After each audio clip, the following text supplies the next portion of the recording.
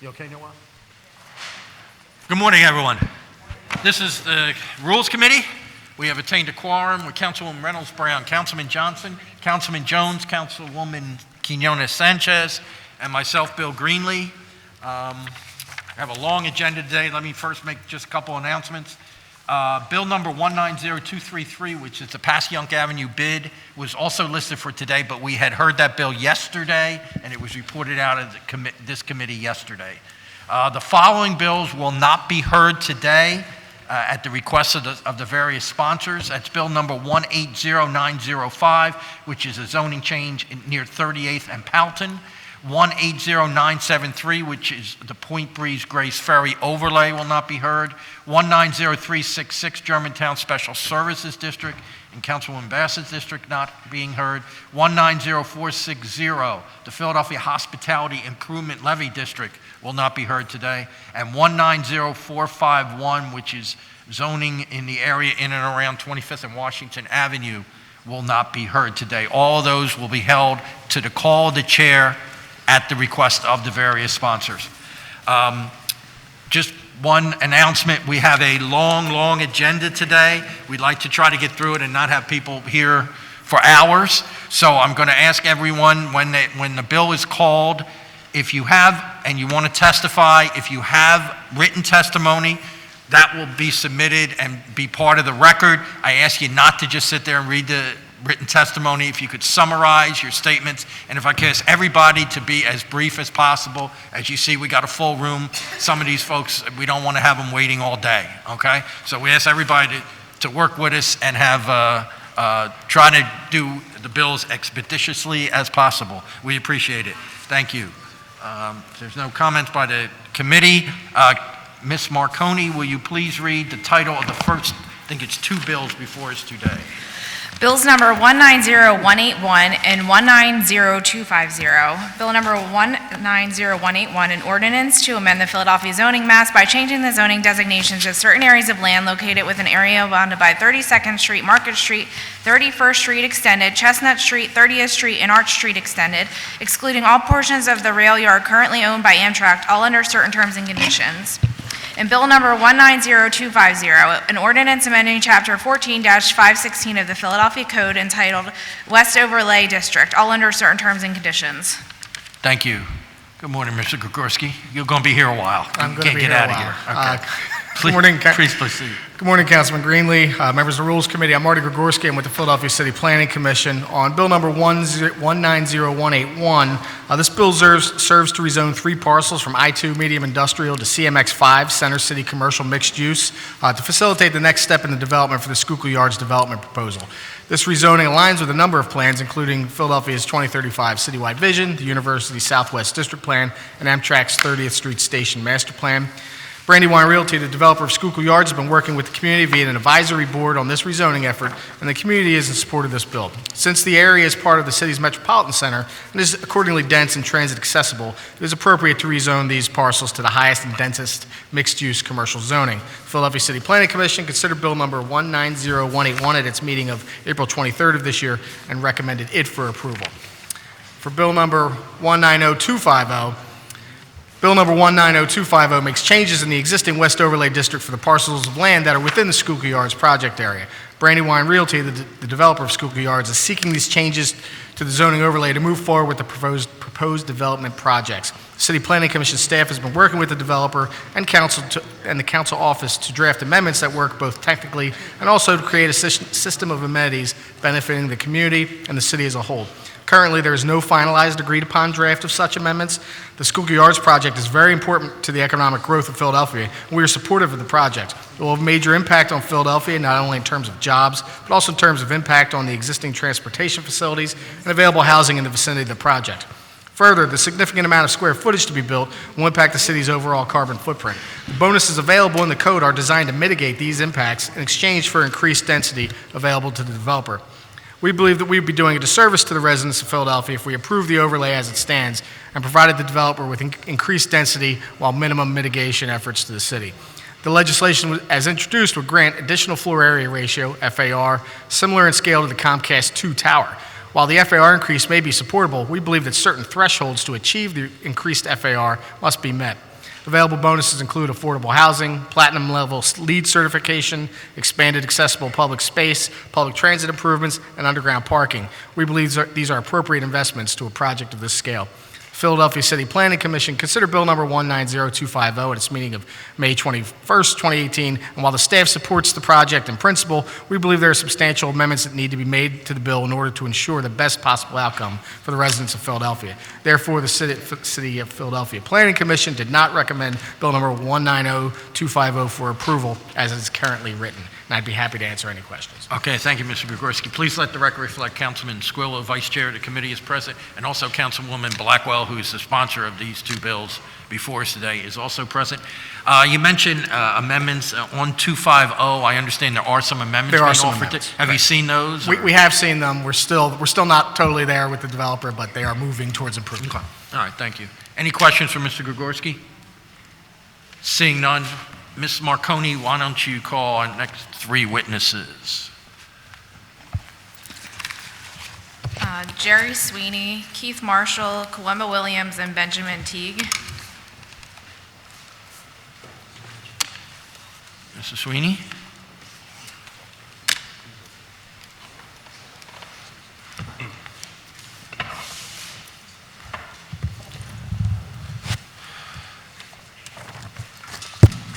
And company there? Okay. Please identify yourself and proceed again. I know this is an important project, but try to be as concise as possible. We appreciate it. Thank you. Well, good morning, Chairman Greenlee, Vice Chairman Squilla, and other members of the Committee on Rules. Thank you for your consideration of Brandywine Realty Trust in support of Bill number 190181 and Bill number 190250. We know you have a long agenda, so I'll just read some abridged commentary that's already been submitted to the committee. My name is Jerry Sweeney. I serve as Chief Executive Officer of Brandywine Realty Trust. I first want to begin by thanking the legislation's sponsor, Councilwoman Blackwell, and express to her and her staff our deepest appreciation for their dedicated work on these ordinances. It's hard to believe, but since the early 2000s, when Brandywine began its first project in University City, I've had the great pleasure of working with Councilwoman Blackwell, and over the years she has made our projects, as well as many others, much, much better. And her impact on West Philadelphia and the city as a whole has been significant. The bills we're asking for your consideration today basically provide a change in zoning for several additional sites within the Schuylkill Yards development to move them from industrial to CMX5 zoning so that we can accelerate our design and broad-based marketing efforts. Since we were last here in 2017, Brandywine Realty Trust, along with Councilwoman Blackwell, Drexel University, and our other community partners have been hard at work at advancing the Schuylkill Yards project. In fact, we recently completed our first Schuylkill Yards project, a public park known as Drexel Square, that we formally opened on Monday. We also started construction on the reimagining of the Bulletin Building and initiated design development activities for two mixed-use buildings on the parking lots north of JFK Boulevard. With this activity, we've also made great strides in the early implementation of our economic opportunity plan. And as you well know, the Schuylkill Yards project is just beginning, and our efforts towards increasing both contract and workforce participation is at the earliest of stages. Even so, we've been able to achieve some outstanding results. We committed to an MWBE professional service spend of 20 to 30%. For Drexel Square, the Bulletin Building, and the JFK properties, we have committed to a total professional services spend of almost $22 million and achieved an MWBE spend of over 29%. For construction spend, our EOP commitments are between 35 and 45% MWBE spend. At Drexel Square, we achieved a 39% spend, and we're off to a strong start with a 36 commitment thus far on our Bulletin Building project. We're also working very hard on our workforce goals. At Drexel Square, having achieved a 40% minority and female workforce hours, 35% local resident content, and 44% minority and female apprentice hours. In conjunction with the expanded zoning in this legislation, Brandywine commits through an extended economic opportunity program amendment with the City of Philadelphia to carry the same MWBE and local minority and labor participation goals for all of our Schuylkill Yards project. In addition to, and in support of our EOP, our $5.6 million neighborhood engagement initiative, which we committed to in our community benefits agreement, has enjoyed great success so far. We have made the first $620,000 annual payment for our $3.1 million community fund, and we'll be making the second payment within the next few weeks. The community fund is governed by the Mantua-Powelton Alliance and is to be used in the manner unanimously agreed upon by the Alliance members for priorities that include affordable housing, housing preservation, community group capacity building, workforce programs, and small business support.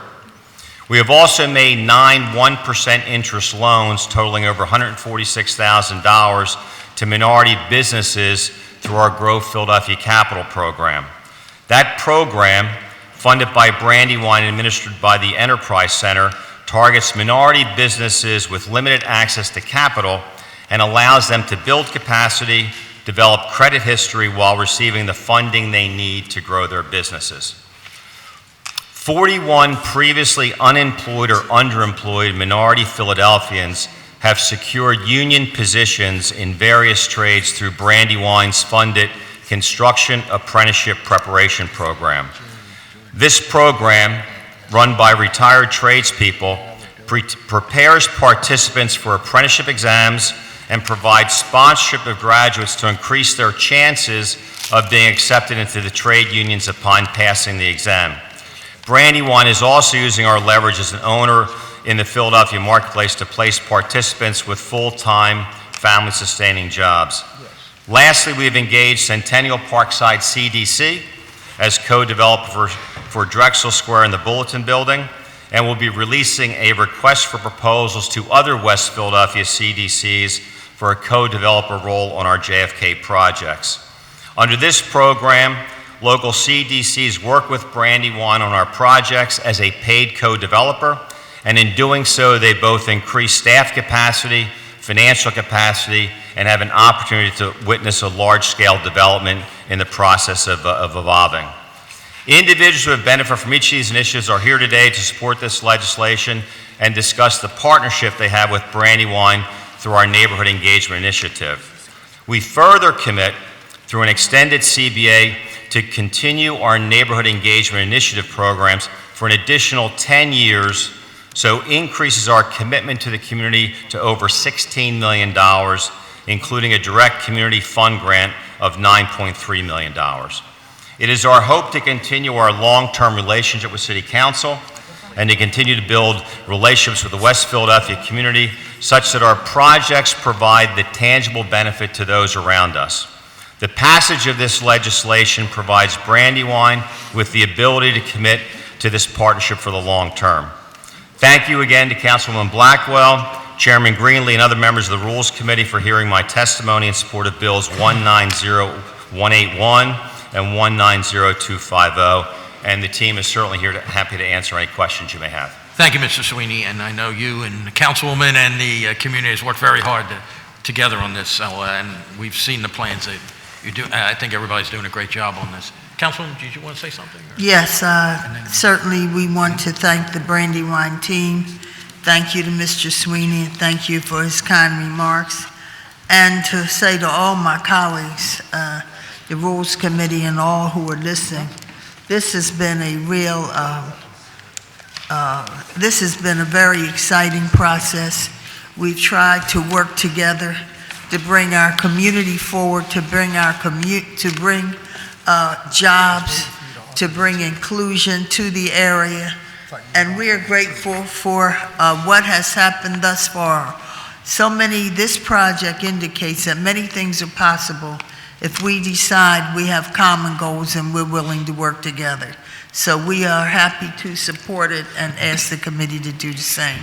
Thank you, Councilman. Thank you, Mr. Chairman. Thank you. Please let the record reflect Councilwoman Bass, member of the committee, is present. Councilman Jones?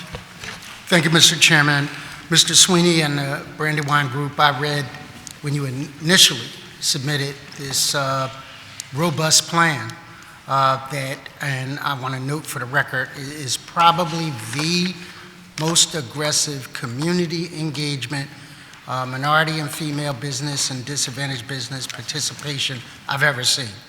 And that goes before my time in council dealing with reviews from the Minority Business Enterprise Council in the good old days. So kudos to that. A couple of quick questions. If this project comes to fruition and every aspect of it does what it is proposed to do, how many new residents are we talking about bringing or in that area to this city of Philadelphia? Well, at this point, we're contemplating about 6 million square feet of development, of about half of which will be office and commercial use to balance residential. So as you look at the numbers, we'll be generating thousands of construction jobs over an extended period of time. So there'll be a period of durable employment for our construction workers in the city. In addition to that, we'll be bringing in several thousand new residents and certainly thousands of new employees into the city. So in that regard, I know you did a transportation study. Give us the highlights of that, considering that is a trafficked area already. Give us the highlights of that. Well, look, certainly that area around 30th Street Station is and remains a congested area. So certainly we're working with the state, hopefully the city, and the federal agencies on getting some additional infrastructure funding for there. I think as an evidence of our partnership with the local transportation authority, SEPTA, Brandywine co-sponsored with SEPTA a Tiger Grant application, which we were successfully awarded, where Brandywine agreed to commit $2 million to fund towards a redo of the head house at 30th and Market Street. But certainly I think with the projected continued development on the west side of the river, I think there needs to be some serious infrastructure planning work done to facilitate just the general growth of the city, but also the congestion that's evolving around 30th Street Station. So I'm really glad to hear that the chair of Public Utilities and Transportation, along with the president of City Council, have been looking at areas in and around Center City and those choke points, if you would, for traffic. And so much so that we took a trip up to New York to take a look at how they manage it, and would love to have your planners involved in that. So as we start to look at possible solutions, both infrastructure and police deployment, non-armed traffic police to be able to assist traffic beyond the light switches and stop signs, but to visually be able to move traffic in an efficient manner.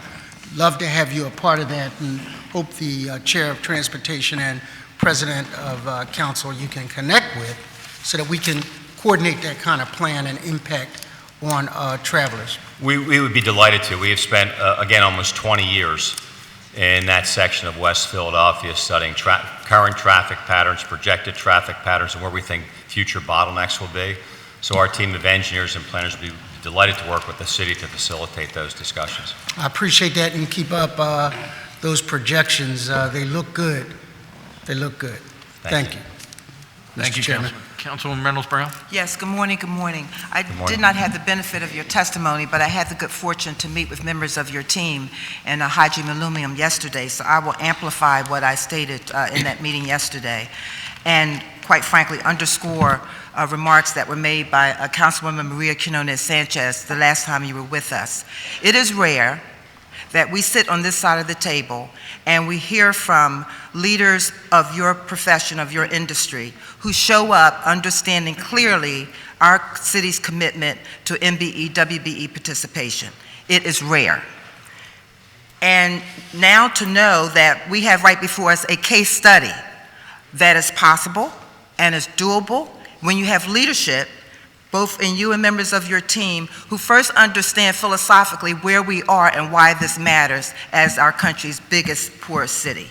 And so to learn further that members of your team have been authentic in meeting with members of the community, namely in Powhatan and Mantua, and now Southwest Community Services, whereby you listened to what they had to say and then figured out strategically how you could, in a very, not just intentional, but partnership type of way, create a win-win scenario.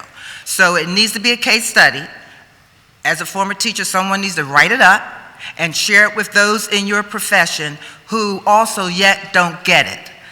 Members of council are serious about MBE, WBE participation. If we read the recent article in the Philadelphia Inquirer, we have lost ground in that way. And so I congratulate you and say thank you sincerely for hearing our appeal. And actually it has become a beg, it's become like a chorus of why it's so important to give people of color and women a chance to grow their businesses in companies like yours. So thank you, thank you, thank you. Thank you, Councilman. Well said. No other questions for Mr. Sweeney or team? Appreciate it, appreciate it. If I may. I guess so. Well, I don't know. Yeah, right, yeah. You're ahead now, just remember that. Just want to submit 2 amendments. One for bill number 190250. Oh, again, my name is Darwin Beauvais. I represent Brandywine Realty Trust. I'm from Dilworth, Paxton. The other amendment is for bill number 190181. 250 is the overlay, and it is technical in the sense that we have been working with the Planning Commission, and as well as bill number 181 is also technical. So we offer those amendments. Okay, thank you, and they'll be offered at the public meeting, okay? Yeah. Thank you. But I won't speak. No, I appreciate that, thank you. Thank you I know very you're always much. on top of that. We have to mess with you every now and then, you know? Yes, I understand. Okay. Thank you, Mrs. Thank you Sweeney. very Thank much. you very much. All right, I believe there is, Ms. Marconi, why don't you call who, next few that we have on the list? Keith Marshall, Coemba Williams, and Benjamin Teague. Okay.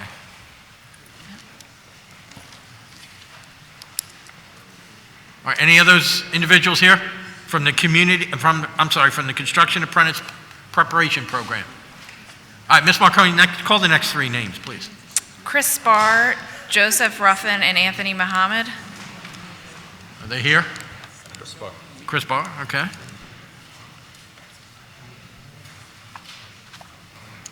Anybody else coming up here?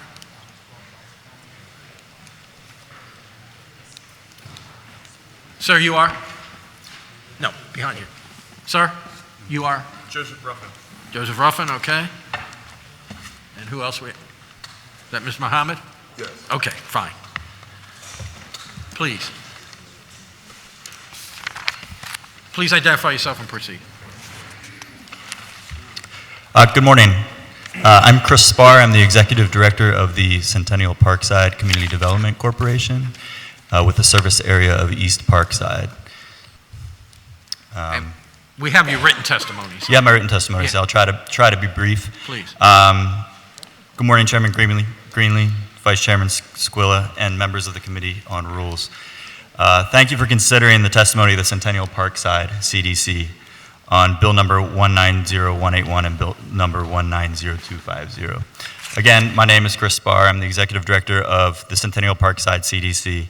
The Centennial Parkside CDC works to preserve, promote, and revitalize East Parkside through partnerships with businesses and institutions and programs that engage residents, increase opportunity, and grow a diverse, thriving community. The Centennial Parkside CDC strongly supports these bills and urges City Council's Committee on Rules to favorably recommend the legislation today. We strongly support this legislation because changing the zoning classification for several Schuylkill Yards parcels from I-2 to CMX-5 and amending the existing overlay, the Schuylkill Yards project will be able to advance as planned, creating a next generation innovation community defined by thoughtful placemaking, civic engagement, and quality execution on historically underutilized land parcels in West Philadelphia. These plans are critical to the continued economic development of West Philadelphia, creating new investments and jobs for surrounding neighborhoods, such as East Parkside, where I serve. For the past year, the Centennial Parkside CDC has been Brandywine Realty Trust's CDC co-developer for Drexel Square, which just opened, as Mr. Sweeney just said, and the Bulletin Building renovation. We've worked directly with the Brandywine development team and the executive leadership and the respective design and construction teams to help create community connections to Schuylkill Yards so that all West Philadelphia residents have the opportunity to share in the economic progress exemplified by this project. Sitting side by side with Brandywine and its development team has provided a very, very, very important learning experience for our CDC and has helped build our real estate development knowledge and capacity. Additionally, Brandywine Realty Trust has been contributing $100,000 a year in fees to my CDC as part of our co-development partnership. As you can imagine, these resources have been very important to the sustainability of our community development work in East Parkside. Brandywine Realty Trust, as you've already mentioned, has been extremely thoughtful about how they approach the Schuylkill Yards project and its impact on the surrounding communities. The Centennial Parkside CDC enthusiastically supports Brandywine's community supporting programs, and we really look forward to seeing additional CDCs beyond our own benefit from these partnerships, because we've seen the reality of that benefit that it can provide to small CDCs like the one that I work at. Passage of these ordinances is critical to ensure the advancement of the work of Brandywine to continue advanced projects that will create new economic opportunities for West Philadelphia residents while simultaneously building capacity within West Philadelphia community-based organizations. Thank you very much for hearing the testimony of the Centennial Parkside CDC in support of Bill number 190181 and Bill number 190250. And I'm happy to answer any additional questions the committee may have. Whoever would like to go next, please. Okay. Morning, Chairman Greenlee, Vice Chairman Squilla, members of the Committee on Rules, Councilwoman Blackwell. Thank you for considering the testimony of AM Electric Incorporated in support of Bill number 190181 and Bill number 190250. My name is Anthony Muhammad, and I serve as CEO and President of AM Electric Incorporated. My company is an electrical contracting company whose work includes preventive maintenance services, repair, and electrical construction work. Our firm also supplies electrical diagnosis, wiring installations, and maintenance. AM Electric is a recipient of a Grow Philadelphia Capital loan made possible by Brandywine Realty Trust funding to support small minority businesses. AM Electric Incorporated strongly supports Bill number 190181 and Bill number 190250 and urges City Council's Committee on Rules to favorably recommend this legislation today. AM Electric Incorporated strongly supports this legislation because it allows companies such as ours to fulfill our contracts in order to expand our operations. It allows us to keep staff on schedule, also to meet payroll during account receivable delays. It also allows us to build stronger relationships with non-bank funding resources that can provide technical assistance. Brandywine Realty Trust's commitment to continue to fund the Grow Philadelphia Capital Program will provide other small, minority-owned contractors like me to accelerate the growth of their businesses. I thank you very much for hearing AM Electric Incorporated testimony in support of Bill number 190181 and Bill number 190250. Thank you. I'm happy to answer any questions that you may have. Thank you. Mr. Ruffin?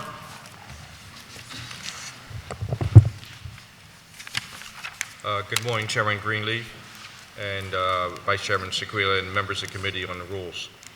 Thank you for considering the testimony of Network Design Technologies Incorporated. in support Sir, of Bill... pull to the microphone a little closer. Yeah, thank you.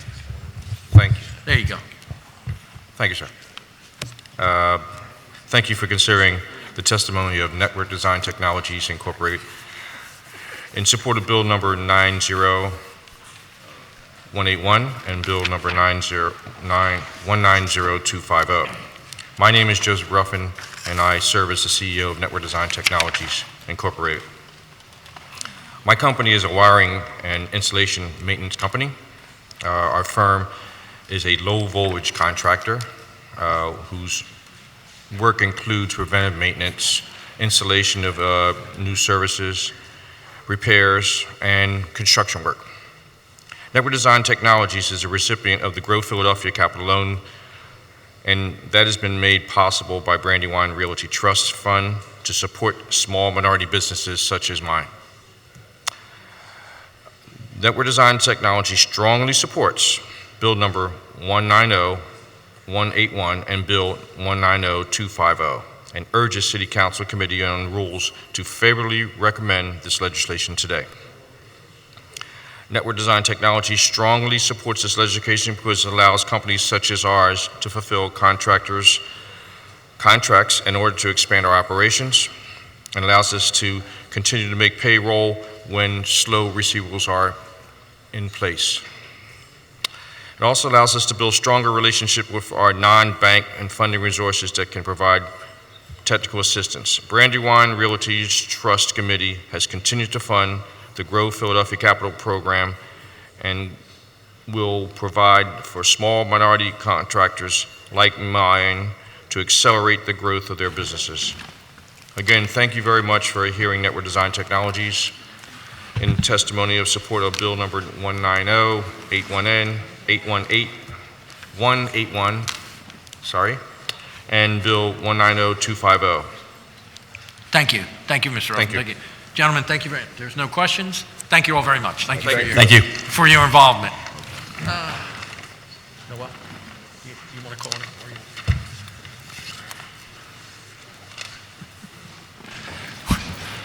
Ms. Marconi, who else do we have on our list? Michael Thorpe and Rosalind Wachinich. Is there anyone else here other than those two names we called that wants to testify on these two bills?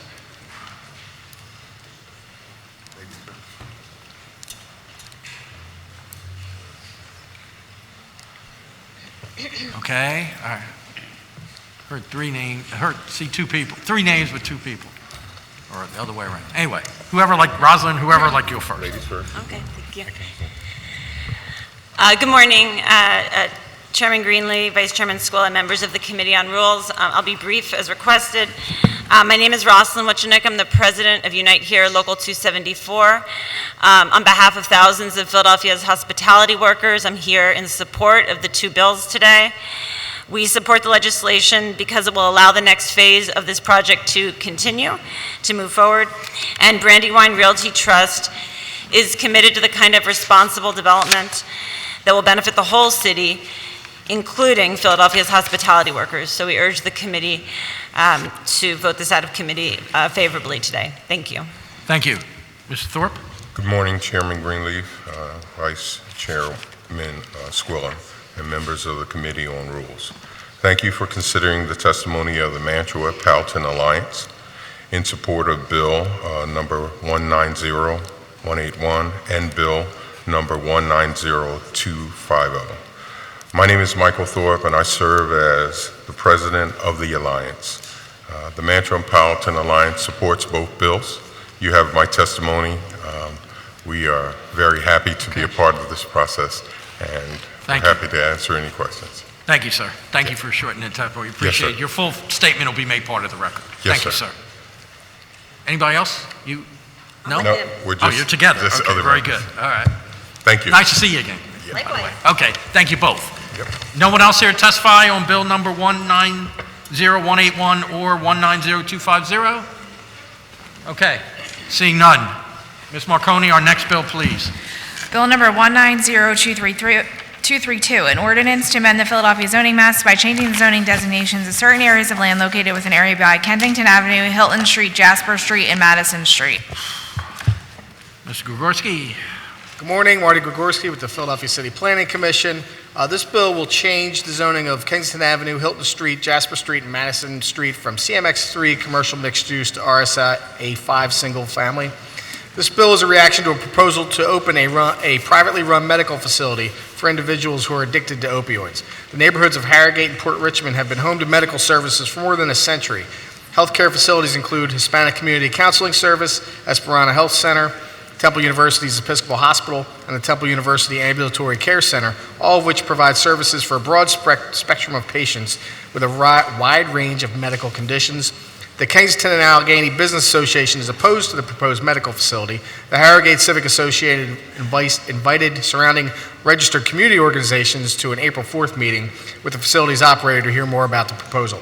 The Philadelphia City Planning Commission considered bill number 190232 at its meeting of April 23rd of this year and did not recommend it for approval because the proposed medical use is aligned with existing uses, and I'd be happy to answer any questions at this time. Thank you, Mr. Gregorski. Councilman Squilla? Thank you, Mr. Chairman. Thank you for your testimony, understanding your position on this, but this is a remapping. It's mostly a residential area that was remapped previously, and this part of the section was not added to it, so we corrected it. But thank you for your input. Appreciate it. Thank you. Any other questions? Seeing none, anyone else here to testify on bill number 190232? Seeing none, Ms. Marconi, our next bill, please. Bill number 190253, an ordinance amending Title 14 of the Philadelphia Code entitled Zoning and Planning by providing for adult care, clarifying daycare as child care, and related changes under certain terms and conditions. Thank you. Mr. Gregorski. Marty Gregorski with the Philadelphia City Planning Commission. Bill number 190253 creates a new zoning use, adult care, and creates standards and regulations for said use. The code currently only defines daycare. This bill would define child and adult daycare, as they have different standards that need to be addressed differently. This bill also amends the number of children allowed to be served at a group child care from 12 to 13, and this also leads to a change in the number of children in the child care center from 13 to 14. These changes are done to align the zoning code with Pennsylvania State Code. City Planning Commission at its meeting of April 23rd this year requested an additional 45 days to review, and then at their meeting of June 11th of this year recommended it for approval. We'd be happy to answer any questions. Thank you. Any questions from Mr. Gregorski on this bill? Please let the record reflect Councilman Tauberberger, member of the committee, is present. Seeing no questions, anyone else here to testify on bill number 190253? Seeing none, Ms. Marconi, please. Bill number 190254, an ordinance to amend the Philadelphia zoning maps by changing the zoning designations of certain areas of land located within an area bounded by Knights Road, the Pequesson Creek, and Woodhaven Road. Good morning, Marty Gregorski with the City Planning Commission, here to testify on bill number 190254. This bill would amend the zoning maps in the area described from CA2 auto-oriented commercial to CA1 auto-oriented commercial. The area in question is an existing shopping center, which includes many uses such as gas stations, takeout restaurants, and a hardware store, which would all become non-conforming uses if the zoning is amended to CA1 auto-oriented commercial. Additionally, the CA1 district is significantly more restricted than the existing zoning and would make future development within the shopping center challenging. The Philadelphia City Planning Commission considered bill number 190254 at its meeting of April 23rd of this year and did not recommend it for approval, and I'd be happy to answer any questions. Okay, thank you, Mr. Gregorski. I should go back to 190253 has an amendment which will be offered at the public meeting. Any questions from Mr. Gregorski on this bill? Seeing none. Anyone else here to testify on 190254? Seeing none, thank you. Ms. Marconi, please. Bill number 190256, an ordinance amending the Philadelphia zoning maps by changing the zoning designations of certain areas of land located within an area bounded by Gresham Valley Drive, the SEPTA Chestnut Hill East Rail Line, Mount Airy Avenue, Chew Avenue, Johnson Street, Emlyn Street, Carpenter Lane, and the SEPTA Chestnut Hill West Railroad, and amending Title 14 of the Philadelphia Code entitled Zoning and Planning to revise certain provisions of Chapter 14-503 entitled NCA, Neighborhood Commercial Area Overlay District, by amending the provisions of the Germantown Avenue NCA Overlay District, all under certain terms and conditions. Thank you. Mr. Gregorski. Good morning, Marty Gregorski with the City Planning Commission. This bill will change the zoning in the area described, and it will amend the Philadelphia zoning code by establishing a Mount Airy sub-area of Germantown Avenue neighborhood commercial area, which is called an NCA. The zoning map amendments would establish consistent mixed-use zoning along Germantown Avenue. The overlay establishes facade design review, parking requirements for new residential developments with 20 or more dwelling units, and relief from the ground floor commercial use requirement for side street building frontages and historic buildings. The City Planning Commission considered Bill number 190256 at its meeting of April 23rd of this year and recommended it for approval. I'd be happy to answer any questions. Thank you, Mr. Gregorski. And I think we have an amendment on this, but it looks like kind of technical Yes. stuff. Spelling, whatever. If I didn't already, I want to, for the record, recognize that Councilman Heenan, member of the committee, is present. Any questions for Mr. Gregorski on this bill? Seeing none. Anyone else here to testify on Bill number 190256? Seeing none. Thank you. Ms. Marconi, our next bill, please. Bill number 190305, an ordinance to amend the master plan for Temple University and to approve the proposed addition and infill construction project at 1835-99 North 12th Street. Mr. Gregorski. Good morning, Marty Gregorski with the Philadelphia City Planning Commission. Bill number 190305 amends Temple University's Master Plan SPINS Institutional Special Purpose District for a proposed addition and infill development at Anderson and Gladfelder Halls Complex located 1835 to 99 North 12th Street. The total net gain for the campus will be approximately 18,000 square feet, and the university will remain compliant with the gross floor area, occupied area, and parking requirements for the SPINS district. The City Planning Commission considered Bill number 190305 at its meeting of May 21st of this year and recommended it for approval. Thank you, Mr. Gregorski. And I believe we have an amendment, which is the EOP, correct? Yes, correct. Yes. Ms. Marconi, I think we have one more name on the list here. Dozie Abia? Oh, there we are. Okay. Good morning. Good morning, Please, Councilman Greenlee. Have a seat. Eileen Quigley, Ballard Spar on behalf of Temple University. Speak in the microphone, please. Eileen Quigley, Ballard Spar on behalf of Temple University. Good morning. My name is Dozie Ebay, Temple University. Okay. Whoever. We did submit written testimony for Mr. Ebay previously to the committee. Okay. We may rest on that testimony. Unless you have any questions, we'd be happy to answer them. Okay, thank you. Any questions? Did you want to say anything? What? Yeah, it's close. Huh? Yeah. Okay, doesn't seem like there's any questions. Thank you all very much. Thank you. Anyone else here to testify on Bill number 190305? Seeing none. Thank you. Ms. Marconi, our next bill, please. Bill number 190306, an ordinance to amend the Philadelphia zoning maps by changing the zoning designations of certain areas of land located within an area bounded by Venango Street, 11th Street, Erie Avenue, and Marvine Street. Good morning, Marty Gregorski with the City Planning Commission.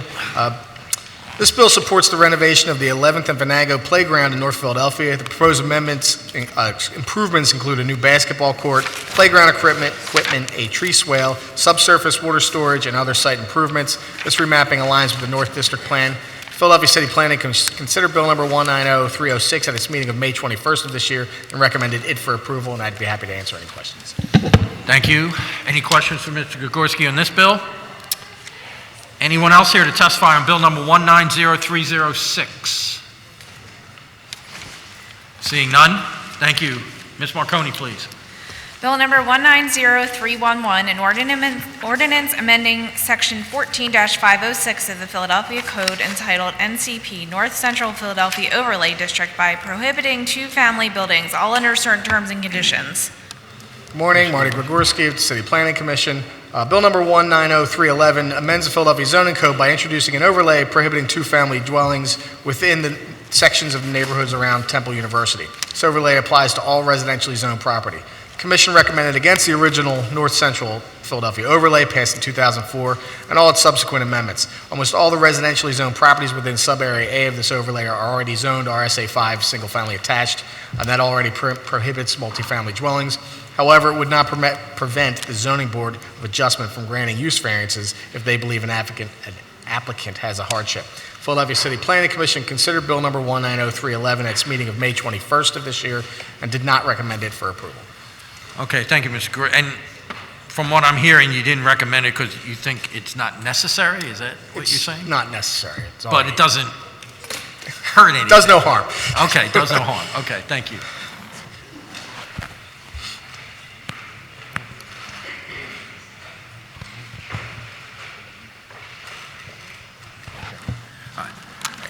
I think it's safe to say that the sponsor just wanted to make sure that it's clear what their intent is. There might be some properties that may be zoned multifamily, but are used as single family, so it's just trying to make the intent of the neighborhood clear. Ms. Marconi, I think we have, unless there's other questions, we have someone else here to testify, or residents to testify? Wilhelmina Blackwell and the residents of Jefferson Manor. Anyone here from Jefferson Manor? Okay, come on up.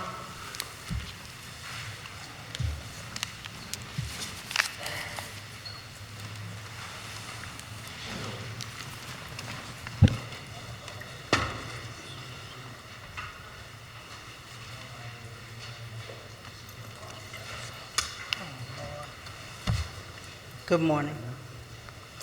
Good morning. Good morning. Identify yourself. And my name is Carmen Calhoun. I'm a lifelong resident of Jefferson Manor. Okay. We would like to keep Jefferson Manor single-family dwellings for the purpose of preserving our long-lasting neighborhood. We've always been single families, and now people are coming in to try to make them two-family and three-family dwellings. Okay, thank you. And obviously, that's the intent of the bill, to try to keep everything single-family. Again, people can still go to zoning board, as Mr. Gregorski said, to try to get a variance. But we want to, the intent of the bill is to keep on record everything's single-family. Yes. Consistent with your desires. Ma'am, would you like to add anything, or? Well, I would just like to reiterate what Just you state your said. name. My name is State your- Wilhelmina yeah. Blackwell. I've been a resident of this area for 47 years, and we were just overwhelmed with what has come to be changing our neighborhood, and finding out that properties are being sold and they're dividing them up into apartments. They're three-bedroom houses, but they're very tiny, and we can't understand how this happened and why it happened. And we would like for our area to remain single-family dwellings, family-owned as we are. Thank you. Thank you. Any questions for these two witnesses? Seeing none, thank you both. Thank you for coming down. Thank you. Anyone else here to testify on bill number 190311? Seeing none. Ms. Marconi, our next bill, please. Bill number 190312, an ordinance to amend the Philadelphia zoning maps by changing the zoning designations of certain area of land located within area bounded by South Street, the Schuylkill River, Spruce Street Extended, and Broad Street. Morning, Marty Gregorski with the City Planning Commission. This bill amends the Philadelphia zoning maps in the area described. It was developed by the City Planning Commission staff and Center City Residents Association to correctively rezone portions of Rittenhouse and Fittler Square neighborhoods. The zoning changes are a balanced mix of small adjustments and corner commercial properties, down zonings of residential blocks on narrow streets, and strategic upzonings where dense development is envisioned. Philadelphia City Planning Commission considered Bill number 190312 at its meeting of May 21st of this year and recommended it for approval, and I'd be happy to answer any questions. Thank you, sir. Any questions for Mr. Gregorski on this bill? Seeing none. Anyone else here to testify on bill number 190312? Seeing none. Thank you. Ms. Marconi, our next bill, please. Bill number 190313, an ordinance amending Title 14 of the Philadelphia Code entitled Zoning and Planning by amending the definition of and regulations for fresh food markets, all under certain terms and conditions. Morning, Marty Gregorski with the City Planning Commission. Bill number 190313 pertains to the fresh food markets bonus, whereby developers can earn additional height or floor area by providing retail space for grocers on their ground floor. This bill amends the provisions by increasing the minimum space that needs to be devoted to the retail market from 1,200 square feet to 5,000 square feet, enhancing the bonus, increasing the floor area ratio that can be earned, and adding a housing density bonus, and simplifying the review for license and inspections. Philadelphia City Planning Commission considered Bill number 190313 at its meeting of May 21st of this year and recommended it for approval. The Commission was made aware of potential amendments, but did not base their recommendation on those changes as they were not finalized at the time of the meeting. And I'd be happy to answer any questions at this time. Thank you, sir. And I don't believe there are any amendments being offered today on that, so makes it simple, right? Exactly. Any questions for Mr. Gregorski on this bill? Seeing none, anyone else here to testify on bill number 190313?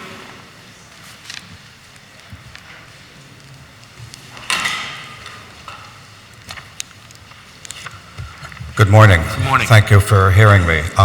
With respect to the ordinance, I represent 50 to 100 residents at my address, which is 2040 Waverly Street, and my name is Michael Zyla, Z-Y-L-A.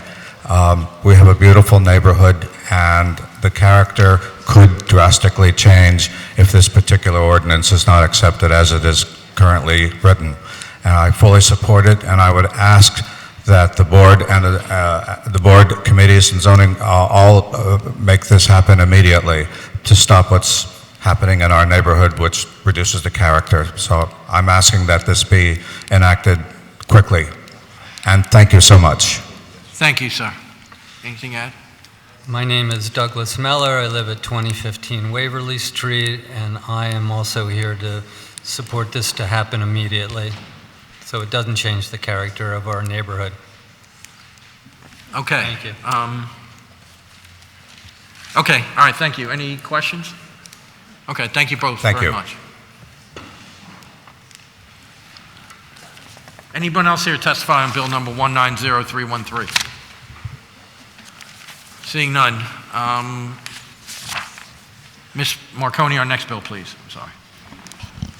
Bill number 190356, an ordinance amending Title 14 of the Philadelphia Code entitled Zoning and Planning to revise certain provisions of Chapter 14-500 entitled Overlay Zoning Districts by creating an overlay district, WOA, West Oregon Avenue Overlay District, all under certain terms and conditions.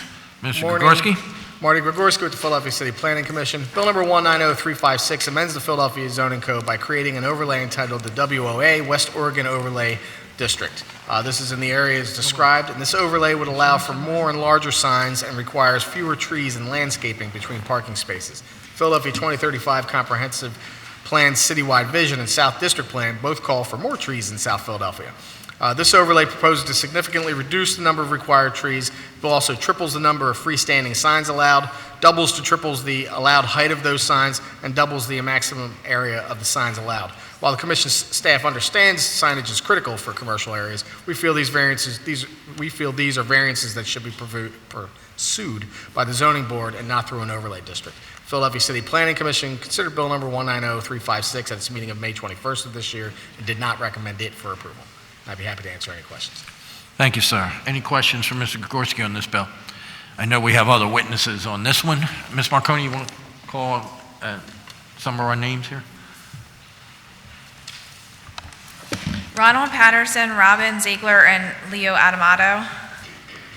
And I know there's other people who wish to testify, and we will give you the opportunity. Whoever like to start, Mr. Patterson or whoever like to start? It's on. Okay, thank you. I'm Ron Patterson with Claire Harrison Law Firm, 1835 Market Street. I represent the property owner Cedar Realty Trust, which is a REIT, a publicly owned company. I believe there was a portion of the bill that's going to be amended, which is really the meat of this bill, which is a rezoning that will convert proposed the shopping center zone CA2 to a CMX3 commercial zoning district. And the purpose of that is because the shopping center at CA2 is very limited in what you can do there in terms of buildings and uses. Not limited, but it restricts buildings to 38 feet, and it does not allow for residential uses. I do have some handouts, if I may submit. Okay. Gentleman behind you will take it. Okay. Ms. Patterson, you said that there were amendments. Is that what you're distributing now, the amendments, or? Excuse me, I'm sorry. I don't see amendment. I could be drowning in paper here, but I don't see amendments to this bill. Have they been distributed to the best of your knowledge? All right, Councilman Johnson will be back. Yes, Okay. okay. You can continue. Yeah. So the proposal here is it's a shopping center, as I said, owned by Cedar Realty. They own 6 other shopping centers in the area. This regards 2301 Oregon Avenue at Oregon Avenue 24th Street in Patchogue. They also own across the street, which is the Quartermasters, where the BJ's wholesale store is, 3 shopping center locations on South Columbus Boulevard, where the movie theater is, I'll call it the Staples Shopping Center, and the Pep Boys Shopping Center that extends from Reed Street to Washington Avenue, another one at Aramingo in York, 2401 Aramingo, another one at Grant and Academy, and one in Longcrest. So they have a presence in the area. What the proposal is, as you see, is to remake the shopping center by partially demolishing almost half of the shopping center, but retaining 6 stores and building a series of new stores and some low-rise residential that would total about 368 residential, 268, sorry, residential dwelling units with a parking garage with enough parking that satisfies 1.7 spaces for every residential unit. There's a fact sheet that we prepared that describes the project. We also have had submitted and executed EOP, as well as we've entered into community benefits agreements with 4 local organizations. With me is Robin Ziegler, who's the Chief Operating Officer of Cedar. We have Leo Adamando, who's on the witness list, who's not here yet, but he's the residential partner. And with me is Jody Della Barbara, who's with the Girard Estates area residents, who coordinated the community aspects. So with that said, Robin, if you would like to address the committee. Hello, I'm Robin Ziegler. I'm Chief Operating Officer of Cedar Realty Trust, and our desire is to redevelop South Philadelphia Shopping Center. As Ron mentioned, there will be over 50% of the existing retailers are remaining. There is a misnomer in the community that this is turning into a luxury retail shopping center and luxury residential. That is not the case. We are simply doing a redevelopment to refurbish the retail, give it a fresh redo from an aesthetic standpoint. Over 50% of the existing retailers are staying. There will be 5 new anchors, 3 of which are existing, 2 new anchors. One will be a general merchandise anchor, 40,000 square feet, in the likes of a Target, Kohl's, Marshall's type of a retailer. The other one is a 20,000 square foot discount apparel retailer. We will add to that 8 to 12 new small shop retailers, service, hair salon, fast casual dining, things of that nature. Again, not of a luxury ilk at all. We do, in the attachments that you have, there is a site plan there. I'd like to walk you through that very quickly so that you can get an idea of exactly what we're doing. If you flip through, this is the big package that you have. If you flip through that to the site plan, I can walk you through that. It has the letters. It has a site plan with the letters on it. If you get to that, it doesn't have page numbers on it. It looks like this. One of you says It's a you're a colored teacher. site plan with showing the trees, et cetera. Do you see that? Looks like this. We got a lot of paper up here. Yes. Yeah, sorry.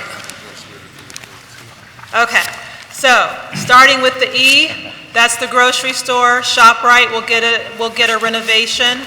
Everyone with me? Okay. ShopRite will get a renovation. That's letter E. Letter F is ground floor retail. That's the anchor box I was talking about, general merchandise retailer. And again, when I'm speaking in general terms, it is because we're a public company. I can't announce retailers unless the leases are executed, and I'm announcing them publicly to the general public. So I'm not trying to be coy, but because I'm an officer of a public company, I can't announce all leases until everything is fully executed. But we are in lease negotiations and very close to execution. But box F is a general merchandise retailer, anchor box, as I said, in the ilk of a Kohl's, Marshall's, Target, that type of a store. Box H would be the relocation of a new LA Fitness. We would be relocating LA Fitness there. Ross would be staying, as you can see. H is ground floor retail, and those would be small shop retail boxes, and that's where I said we would do 8 to 12 small shop retailers, and that would be like your hair salons or service or fast casual retail or fast casual dining with outdoor seating. The idea here is to make the center more pedestrian friendly, to be able to invite the community, all of the surrounding community, to be able to enjoy the center. I would be the 20,000 square foot discount apparel. Dunkin' Donuts is staying, Rainbow is staying. And 9 is the former Burger King. Burger King's lease did expire. We are replacing Burger King with a new tenant. We would be adding about 200 plus jobs with the redo of the center. That doesn't even include the construction jobs. That's just retail, nor does it include the residential. So on top of building F and G would be 270 residential units, about 130 in building F and about 140 in building G. And again, there's a misnomer that these are luxury condos. They are not. It would be affordable rental product. We would have units starting as low as mid-700s. And these would be affordable units with a 10% workforce housing rental component. The notion here is that this is residential that is for the South Philadelphia community. This project is being built for the South Philadelphia community. We are a neighborhood developer, and we look to build something that is inviting for the neighborhood and the community. And that is who we're building this for. It is, and that's our goal with this project. As I said, you know, there's a job creation component here. There's a CBA component, equal opportunity plan for the construction and the build. Pedestrian friendly, the ability for local merchants with small businesses during the lease up. We plan to lease those small shops to local, regional, and national tenants. And I did want to make one correction on the parking. There will be surface parking and a garage component. That garage will have 1.3 for the residential units, 1.3 per residential unit for the parking ratio. And is there any, so there was no residential component before, is that? That is correct. It's just a shopping center. And procedurally, I want to just touch base back onto the bill. The bill that was read that the Planning Commission did not support was the overlay, which made an adjustment for the amount of signage, because we have a lot of wayfinding signs that are considered freestanding, believe it or not, even though it says the tenant this way, that way. And so we added that in based on what we had drawn. The overlay bill, which was heard yesterday at planning, which was 357, did receive support. And I believe that's supposed to be amended to this bill for some reason. Let me hear from Ms. Del Sure, Barber. thank you. And then we'll have any other questions. Great, thank you. I just have a statement to read. Gear, Girard Estate Area Residents Board is in full support of the shopping center zoning changes after meetings with the developer, their attorney, representatives of Councilman Johnson's office, State Rep Donatucci, and the community on several occasions. Gear is the coordinating RCO which represents the area from I-76 to Broad and from West Passyunk to Packer Avenue. We had a few initial meetings with Cedar to discuss the plans at the request of Gear.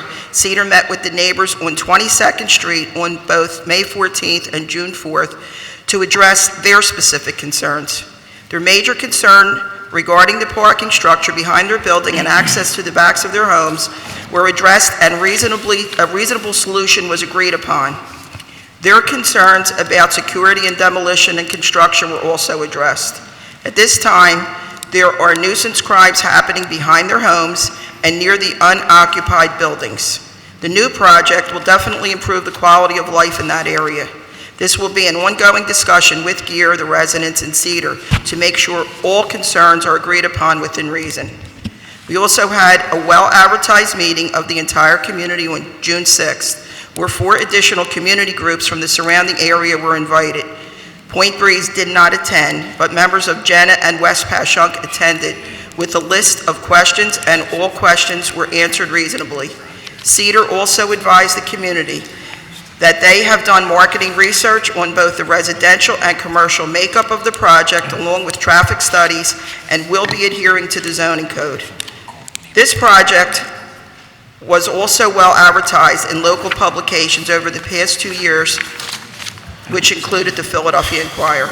Another community group did have a meeting to discuss the project last year, but did not invite the developer. Cedar will be updating the community on progress of the much-needed project and make adjustments to our concerns as promised at the June 6th meeting. Once the demolition starts in the fall, we will be in constant contact and advise the community of its progress. They also gave their contact info to members of the community groups at the meeting. This was a once thriving center and was the core of our community. It was built to service the residents of the Girard Estate area and employees of the quartermaster, which is now closed. It was always part of our community. We have been asking for improvements for over 20 years. Our goal is to, again, have a complex where our residents can walk both day and night and feel safe in a well-lit, secure, and friendly environment. Many residents have to shop in New Jersey or venture into other areas because we don't have the retail we want to service our families. The city has hit us very hard with assessments, and having a local productive place to shop and eat should reflect such. We ask that you give your full support to the South Quarter Crossing project for the betterment of our community and the taxpayers who live there. Thank you. Thank you.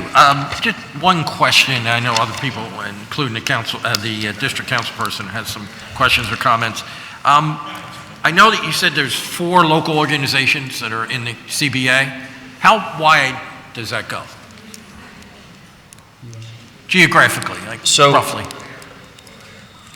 Well, I would start by saying that if you look at what the designated RCOs are, which would be Girard Area Residents and Right. Girard Area Neighbors Association, they cover from 24th Street between Oregon and Passyunk all the way down to Broad Street. Okay. So it's a long, narrow list. West of Passyunk, I believe, had appeared, and west of Broad as well. So west of Passyunk takes us across Passyunk. I don't know what the distances are, and past that there are other civic groups. I'm not aware of what they are. I guess what I was trying to get at is the communities that are abutting this area. Yes.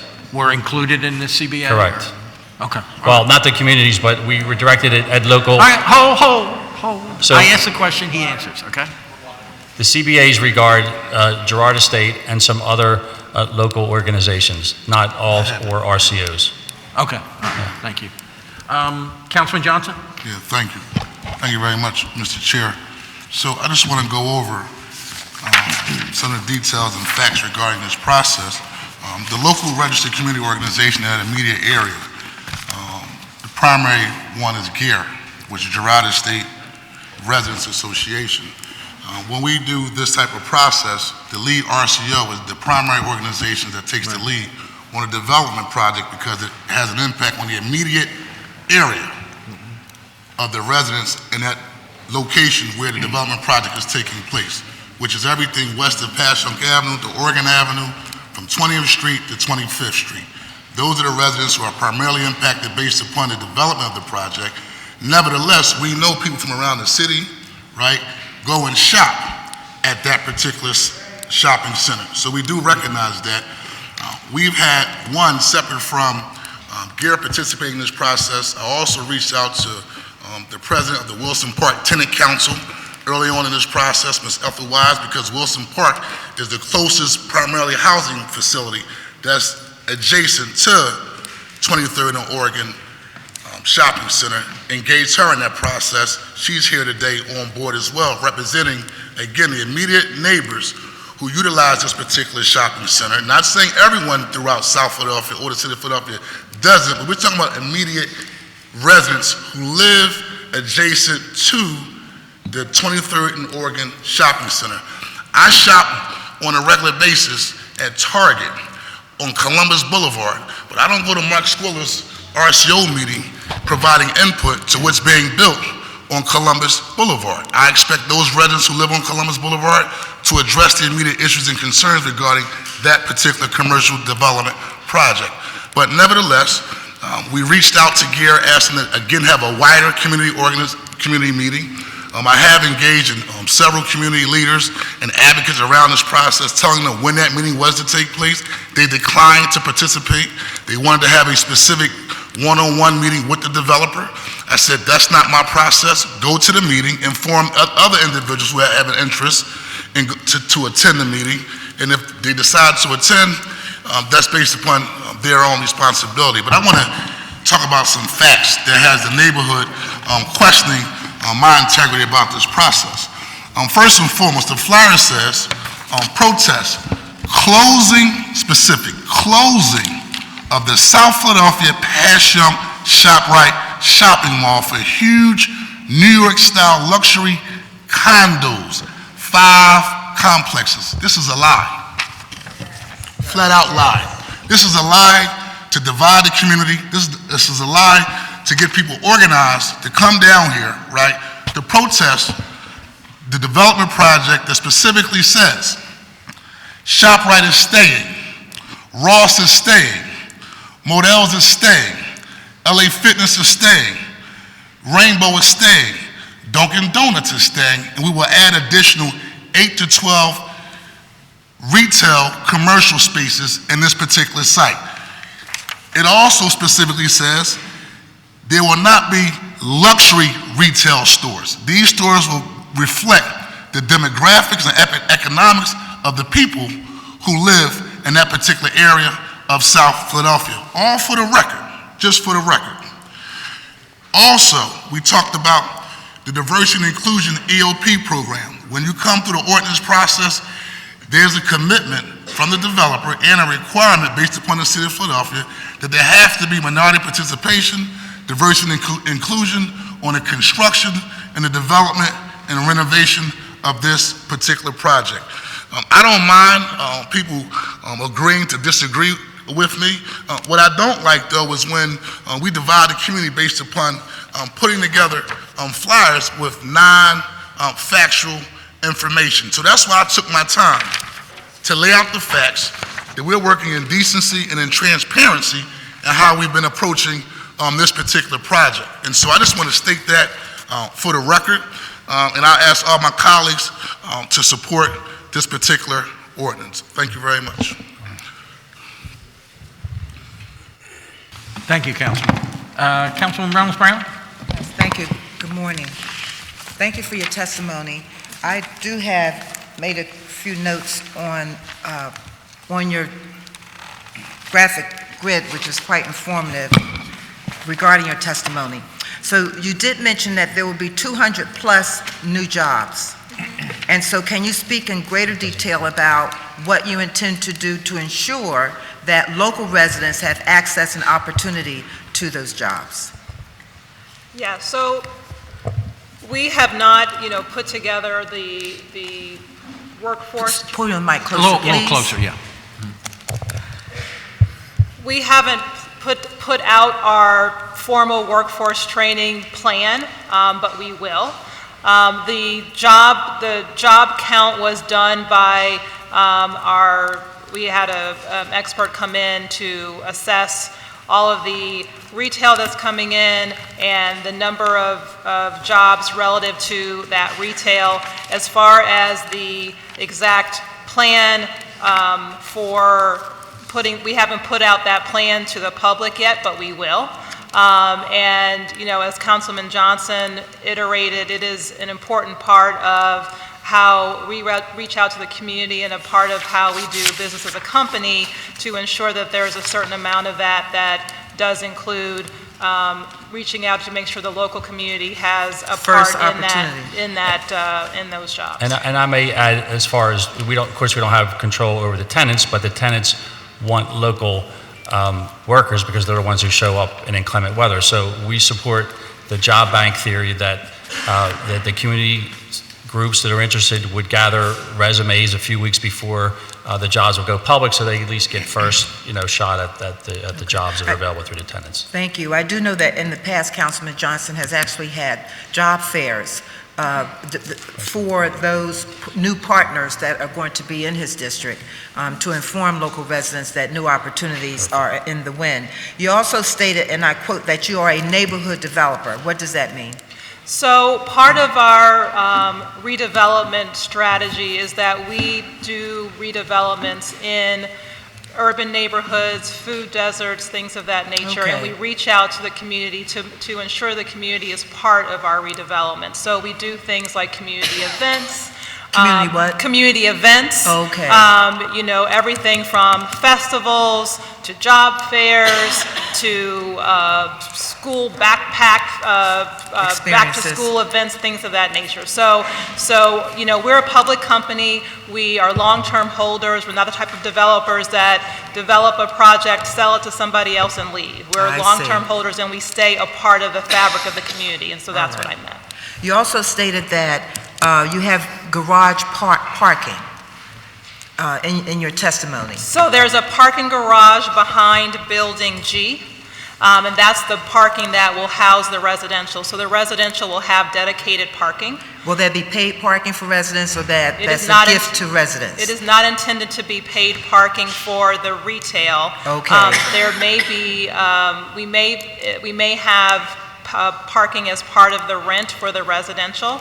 That hasn't been determined yet, but there's dedicated parking for the residents, so that there's separate parking for the residents that doesn't interfere with the retail parking, and that's behind Building G where you see structured parking. Yes. That's what that is. Okay, and then lastly, in Square F of the 4,000 square feet, you mentioned that, and I quote, "You cannot disclose at this time." So what's the long-term goal for completion, if you will, and at what juncture will you be able to disclose who those new tenants might be in Square F? When leases are executed, we will publicly announce it, and based on where we are, I imagine that will happen probably within the next 30 days. So we're pretty close. Okay then, very helpful. Thank you. Thank you, Councilwoman. Councilman Johnson? Yeah, just want to clarify, so talk about, now, is Target already committed as one of the tenants that was mentioned yesterday, or are you in negotiation with Target? We are in lease negotiation with several tenants, yes. And also, talk about the 10% set aside for workforce housing, because also there's can you talk about the range from 750 in terms of apartment prices and so forth? We recognize that not all apartments, but that's the starting for housing and so forth. But I just want to clarify that, just for the record. So we will set aside 10% of the units for workforce housing. That pricing will start in the mid-700s. And so, as I said, we have about 270 units, so that will be about 10% of the units, and that pricing is in the mid-700s, and depending on the unit type, so you have studios, ones, and I think twos, and that goes up to, so that the pricing starts in the mid-sevens and titrates up depending on the size of the unit, and goes up to about, I don't have the numbers off the top of my head, so I hate to say it publicly, but it's somewhere in the mid-700s to about 1,000 in the workforce housing, rate, somewhere in there. Also, in terms of, now y'all own other complexes and so forth that y'all have developed. I'm sorry, say that again, I couldn't hear you. Say that again. Y'all own other complexes in terms of development. From the community engagement standpoint, regarding the retention of individuals who are already working at the site. Talk about the plan to make sure those individuals, the transition from when you close down for construction or renovation those employees and how they will have first opportunity to return to their employment based upon the completion of the project. Sure. 'Cause that was a concern. Once you do the renovations, stores have to close. What happens to those employees? Sure. So keep in mind, another misnomer, and you mentioned it in this flyer, this shopping center is not closing. It's not. It's not Excuse me, closing. say it again? The shopping center is not closing. It's not closing? It is not closing. Okay. It's being renovated. Renovated? It's being renovated. And so we will be renovating the shopping center in phases. There is a portion of the shopping center that's getting demolished. Most of the stores in that demolished area are already closed. So there are a couple of tenants that are getting closed down, but it's a handful. I mean, probably less than 5. Most of the stores are remaining open, and the stores that are getting relocated, in most cases, they will stay open where they are and, you know, close down on a Monday in one location and reopen in the new location on Tuesday. So let's talk about ShopRite. A lot of people shop at ShopRite ShopRite. is not closing. From all across South Philadelphia. And contrary to popular belief, people from all different backgrounds shop at ShopRite. Yeah, So ShopRite isn't closing. they are not closing. ShopRite isn't closing. They are not closing. Can you state for the record that ShopRite isn't closing? ShopRite is not closing. They're getting a new paint job, but they're not closing. The record will reflect that ShopRite is not closing. That's the flyer says. ShopRite I isn't closing. understand what that flyer says. They are not Because I have a lot of closing. constituents who are highly concerned about They are not shopping and closing. getting their fresh produce, and you know, Thanksgiving They is may coming look and the prettier on holiday the and outside when we're done. 4th of July is coming, but and they are people not like to closing. shop because we have barbecues and ShopRite. A lot of people shop there. They Yes. highly concerned. Yeah, So they're not what's going to happen with ShopRite? They are going to get renovated. They will look prettier on the outside, but they are get not more parking. closing. And their parking lot will get expanded. So ShopRite will have expanding parking lot. Yes. Okay. So many of you may or may not know, when you do shop at ShopRite at 23rd and Oregon, sometimes it's very crowded. Yes. You have to find ways to park closer to the door. I would like to, but nevertheless, they will have additional parking for individuals who would They will. go shop there? They will. Okay. At ShopRite. At ShopRite. Thank you. Which is not closing. Okay. Thank you. Any other questions from the committee to this panel?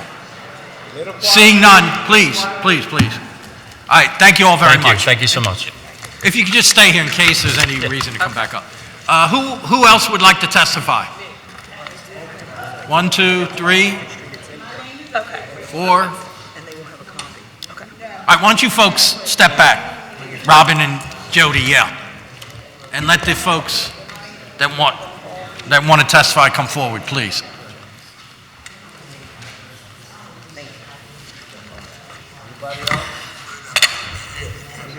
Good morning, Who my else- name, Hold on 1 second. Who else wants to testify? I want to just organize everything here. Who else wants to testify? All right, why don't you come up and sit in those chairs so we can kind of keep moving here. hurry up, there, Lee.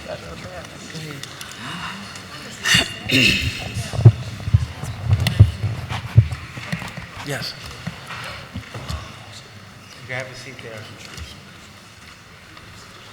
Okay, the folks that are sitting up, either in the chairs or at the table, that's it? Just want to keep organized. Okay, ma'am, please, identify yourself and proceed. Good morning, my name is Grace Lewis, Grace Lewis, Lewis. First, I'd like to congratulate those re-elected and those newly elected. Congratulations. What I was originally going to say has changed since I listened to the developers. Immediately, there has been distrust when I listen to the developers.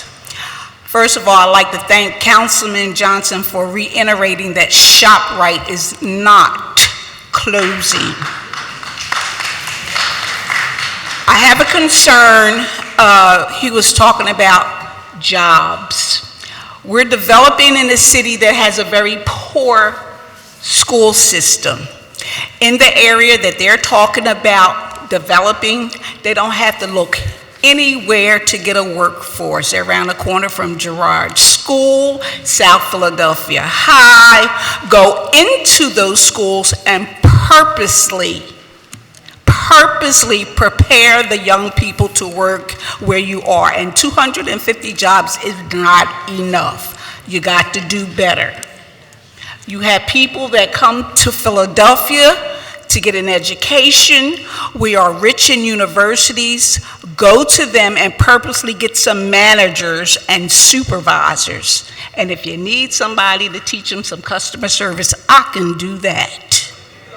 We don't trust you, and I really don't want to go into 23rd and Mars because Kenyatta is tired of hearing me talk about that. Now, another thing. None of the existing stores should close. This is 2019. Be creative and work around them and allow them to stay open while you develop. Last thing I'd like to say, because like I said, you've changed what I was going to say when I listened to the developers. $750 rentals and on up. What is on up? Because immediately to me, on up doesn't sound compatible with $750. That's just me personally. And I don't think the residents should have to pay for parking. Make it work for the residents. You are coming into an area that is basically old. The people that shop in that area have a legacy there. You have homeowners that wish to pass them down and on to their children and grandchildren. Keep the area viable for those people, but improve. Make it new if you must. I'm finished. Thank you. Thank you. Please identify yourself and proceed. Yes, Tiffany Green. First, I want to say is that for me, this is not all about ShopRite. This is about the councilman has the right under the RCO rule to allow for other meetings in other areas. Point Breeze and Grace Ferry residents shop down there. Most of the people who are shopping in this area are African Americans and locals, and we should have a say in the mall that's in our area. This right here, these pictures did not emerge until the other day. And matter of fact, the city council, the planning commission staff didn't really have these pictures of what was the real site. They were being given sketches, but not the real site.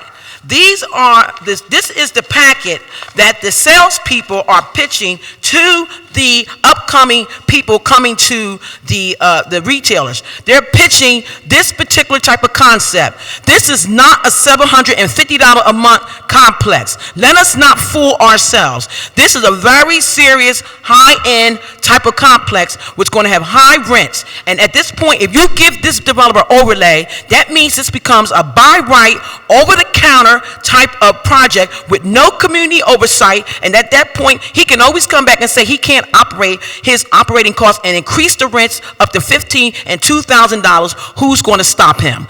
It is upon the city council to make sure that we continue to have community oversight. You cannot have a project this large and have a developer doing over-the-counter permits and nobody's there to say, why are you doing this? These pictures just emerged, and this is why, and this right here just came out last night. Why, after a whole year of meetings, the black community was never included in any of the community meetings. We did, since October, they have been meeting down at 16th and Porter. Nobody in Point Breeze, Grace Ferry, or anything knew about this complex at all.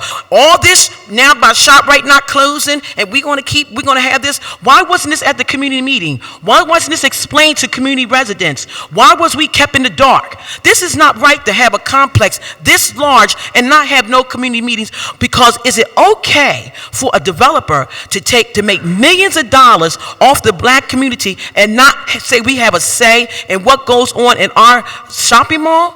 No, that's not okay. Okay, because many other residents in as she stated, in Girard Estate was going down towards the other Acme and going down towards Walmart area. They wasn't even supporting the developer. The other thing is, why did the developer let this mall get run down? CDR has 61 malls around the country. 27 of the malls are at Pennsylvania. And the bottom line is that this is the only mall that they're starting, one of the malls they're starting to do residential. You know the other mall is down by Riverview where the movie theater and where Warm Daddies. Do you know what's going to happen to Warm Daddies? It's going to be turned into a 9,200 square foot office, and Warm Daddies is not going to be there according to their website. Okay, so they say they care about businesses. Then why is that going away? The thing about it is, this is the packet that the salespeople are shopping, and I'd like for you all to take a look at it. Here, right here, if you see this is shop right here. This is where Drug and Premium is, and right here, this is another complex where T-Mobile and Saber-Lot and all them, just can you make sure I get them back, thank you. This is on the website. I want you to take, that is not just a little shopping mall area. The Strip was told to us that it was going to be knocked down. Now they're changing it. It's all these different changes coming out now because the project was challenged. We were kept in the dark for a whole year. That's not right for us. And we're saying that we deserve it. This is not a $750 a month. And let me just go real quick and then I'm going to tell you why. This project here right now, the developers are not down in, they're not down in this area. When you build this, you create a real estate market. The other real estate companies are going to come down here and start targeting the community behind that, from Passyunk all the way back to Snyder. Well, I want you to know that's a poor community of both black and white who have been there for years. They're going to be targeted. Okay, what we asked was this. We wasn't totally against the development. We asked the development be pushed across the street where BJ's is. If you push it back across the street over Oregon Avenue on the other side, it wouldn't be so impactful. We would still have a shared shopping mall area where both poor and working class and maybe upper income class people can come together. They can shop. You know what this type of complex will do? Let me tell you what it's going to do. It's going to bring in, it will increase the rents. It will triple the rents going all the way back. Okay, developers will start to target local area communities from Passyunk Avenue all the way back to Snyder. Please understand this is a ripple effect, all right? Newcomers, when they come in, they're going to set up their own RCO. They're going to start controlling the area and saying, this is our neighborhood, and they want to do their own RCO. Girard Estate is not even going to have a say in what goes on once they set up their own RCO. And we believe that this will begin with over-policing and racial profiling. Once newcomers come in and get up, they may not want these type of stores. They will begin to dictate what they want to see in their neighborhood, and they have the right to do that. So who will oversee that if you make this a by right project? I'm asking you not to give him an overlay. Let us go through the zoning process. Keep the zoning process. Why not we go down there? I mean, most likely, with the Councilman DeChico, I don't know, but at least with the zoning process, it still is an oversight committee. It's not changed into a by right, and therefore the community will be able to monitor what this developer does, okay? Yes, and they are knocking down, and some of the people, Burger King had 30 young workers. They've shut down Burger King. Those workers no longer have their jobs. They're not going to sit around and wait to feed their families and everything, and they had some older people in there working too, okay? They want to turn that into a Starbucks. Burger King is gone for a Starbucks, okay? And they say that once they get that overlay bill, people do what they want to do, and you all know your experience of that. Once they get what they want, they'll build and do whatever they want. They don't have to answer to the community. I am asking you not to fall for this. We're saying if you really felt about the community, the black community being a part, you would have had meetings back in January and March. You wouldn't do this to your community. This right here, this is a New York, this is a serious complex. This is not no little one building. If it were one building with some little little commercial, we would say, okay, this is a major complex. If you look at those pictures in the back here, look, this is one building here. This is one building here. This is another building in the back. That's what they mean by complexes. Okay, I'm gonna wind it up. Ms. Green, if you could wrap up, because we have a number of people who want to speak. I will wind it up, okay? Thank you. Thank you. Okay. The thing about it is that I want our community to be respected. I want our community to be at the table, and I want our black community to be respected, and we do have a say. He's made millions of dollars, and the other thing is, why did CDR let the mall go down so much? For 5 years, it did look a little raggedy. Why didn't if they care so much about our community, why didn't they invest in it? Why didn't they put a little green space? Why didn't they try to spruce it up so other businesses would come into the area? They didn't care. They sat back and let this mall go down, down, down to where, am I lying on that? That let it go down on that, and they didn't put anything into it. Okay? They have 61 malls around the country. They know how to keep a mall. And if you move this across the street near BJ's, it still can be there, and it won't be as impactful, and it won't inspire the gentrification going back towards Passion Avenue, Councilman Johnson. And you know what I'm talking about, Passion Avenue back to Snyder. We don't want those people with rents increases and being targeted. Let's move it across the street where BJ's is and everything, and he can still have something back there. So we're not totally against it. We just don't want that impact right up on us. Okay. I'm asking you, please, and and keep it a ZBA process, not an overlay process. All right, thank you. All right, who else would like to speak? Please, identify yourself and proceed, please. Yes, hi, I'm Chinchilla Jonicia. I'm an advocate for fair housing and the preservation of South Philadelphia. I just have a few things I would like to say. First of all, about the Girard Estate Neighborhoods Association. When Councilman Johnson, implicated, he said that he invited them to come to the meetings and the other neighbors in that vicinity. Although all the neighbors throughout South Philadelphia, especially Point Breeze and the Grace Ferry area and those surrounding areas, shop at that mall. So they should have been included in those meetings, especially when there have been lots of residents that have expressed concerns regarding this project to Councilman's office, and no one was ever notified of any meetings whatsoever, and they've been reaching out trying to get information. We have not had information. We attended the last zoning meeting last month, and they said the developers would reach out to the community. Nothing was sent to those communities as far as meetings, and I don't think that that's fair. With regards to the 270 rentals, and I did have a question about that, and Councilman Johnson did ask that same question, but we would still like some clarity from the developer on that for those 270 rentals. I heard the lady say that there would be 10% of those units would be directed for workforce housing, and we want to know exactly what is the workforce housing. Those units would be at $750 to $1,000 is what I believe I heard.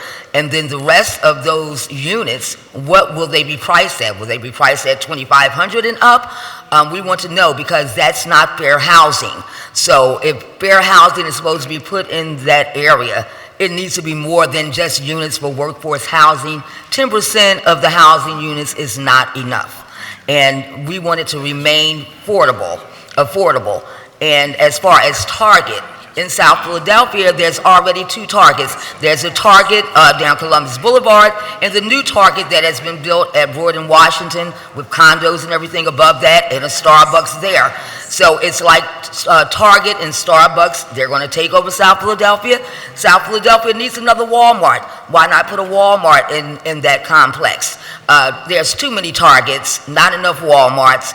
Too many Starbucks are coming up and popping up, and Starbucks, they're not friendly for people of color, as we know in the past from different things that had happened with the Starbucks downtown.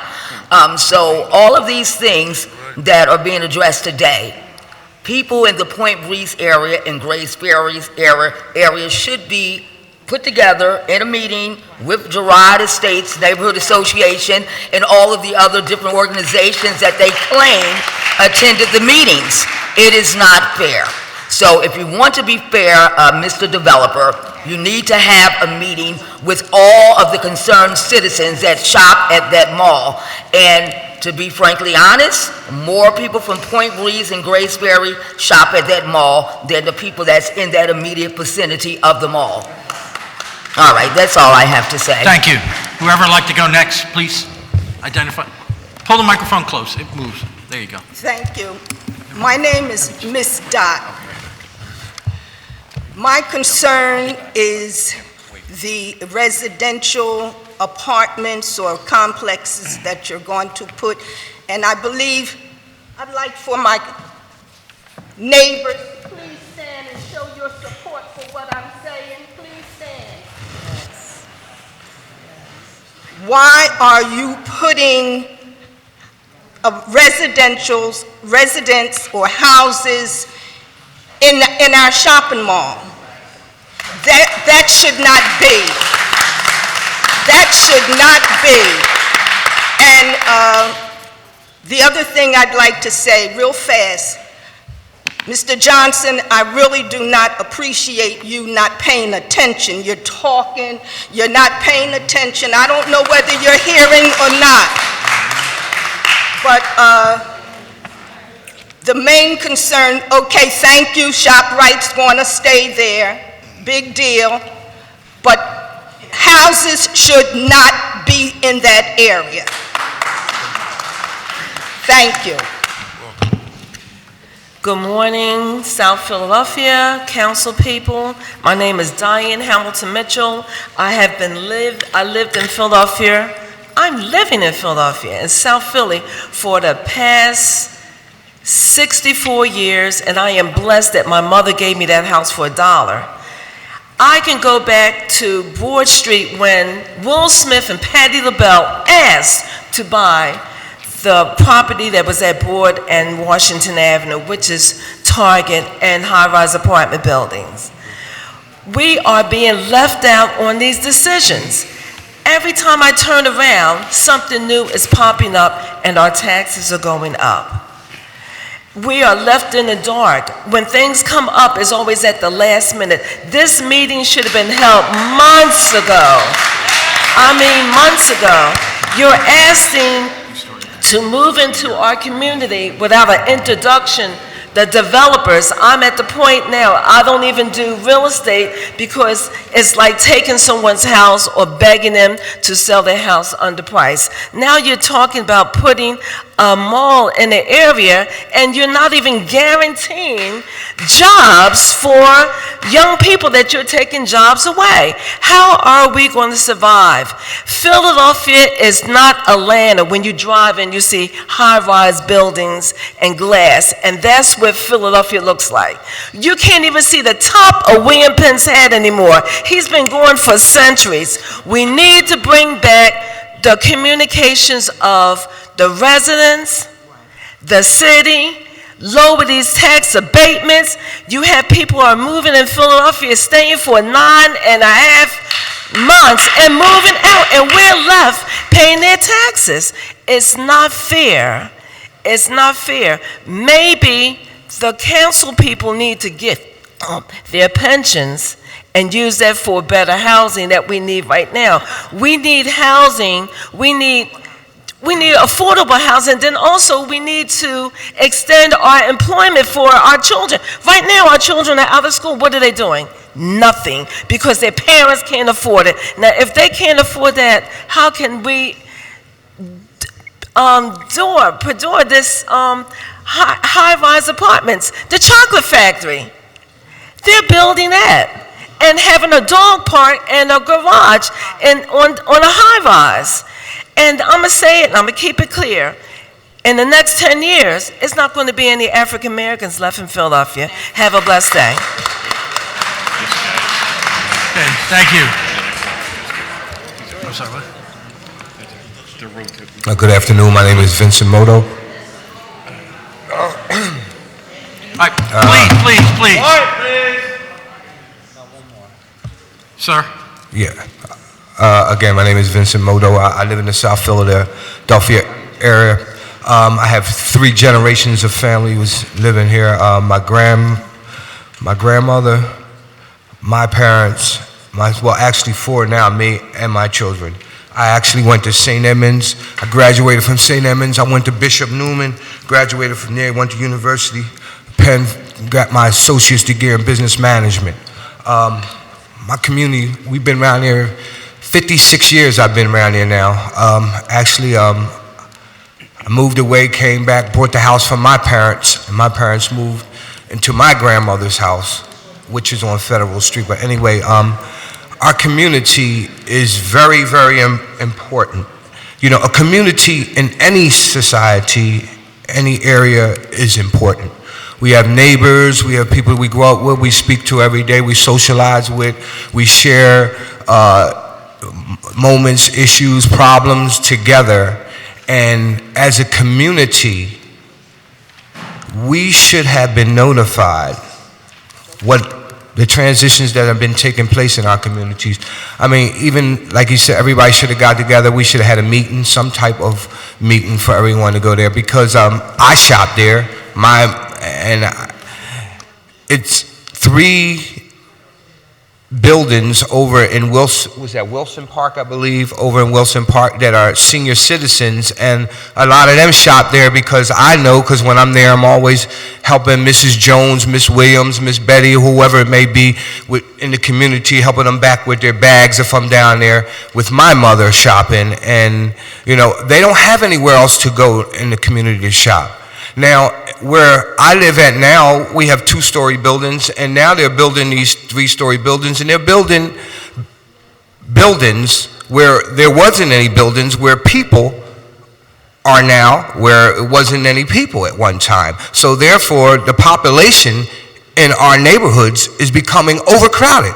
You know, the water systems, we're not looking at none of that. You're talking about putting 270 more buildings. Now, we're talking in each building, in each apartment would be just one person. That's 270 people. How many? Times 3, times 4, times 5. That's a lot of people on consumption in the community, which you're going to need more police patrolling. You're going to need all kinds of other assessments to control the population in the community.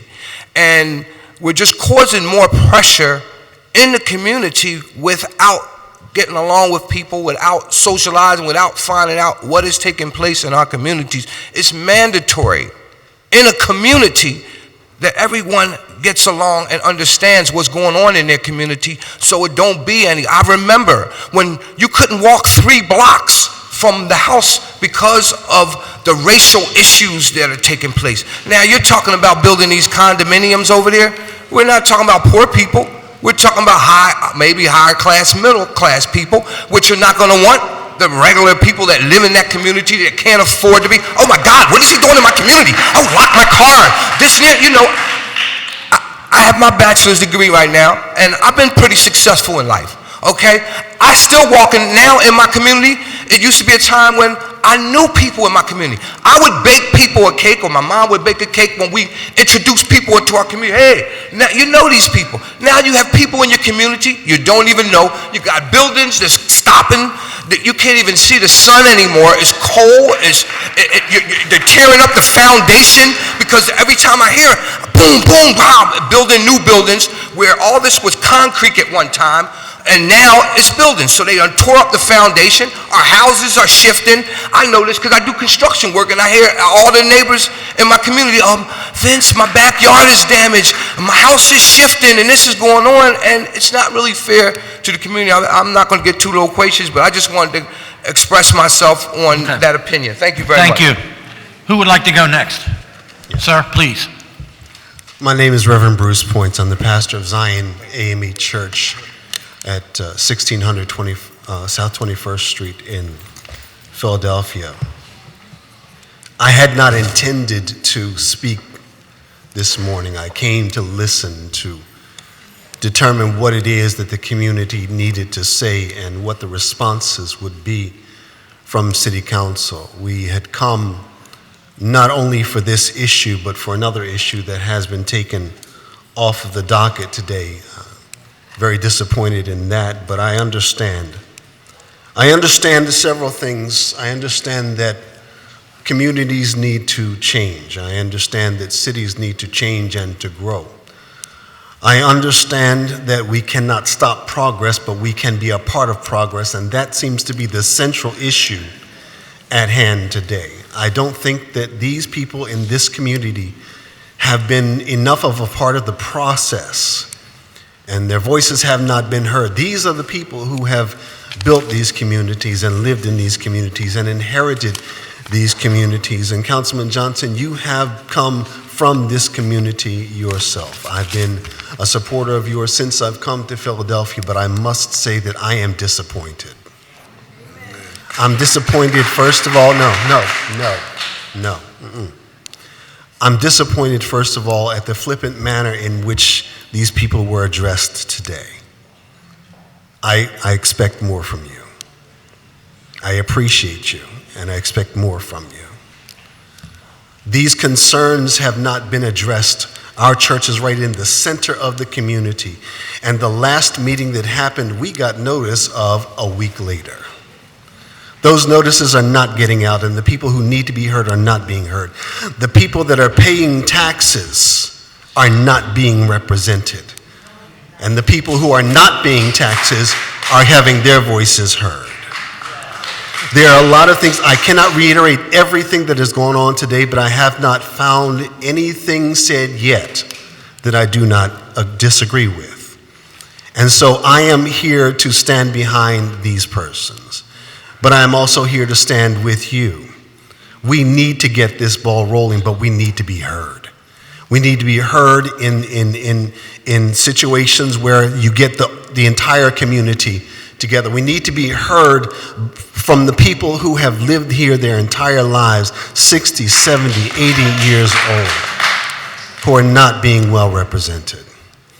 We need to be heard because progress must happen.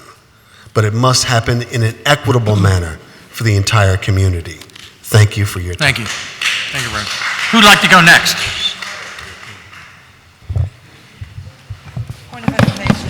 Hold 1 second, sir. Yes. Councilman Reynolds Brown? Yes.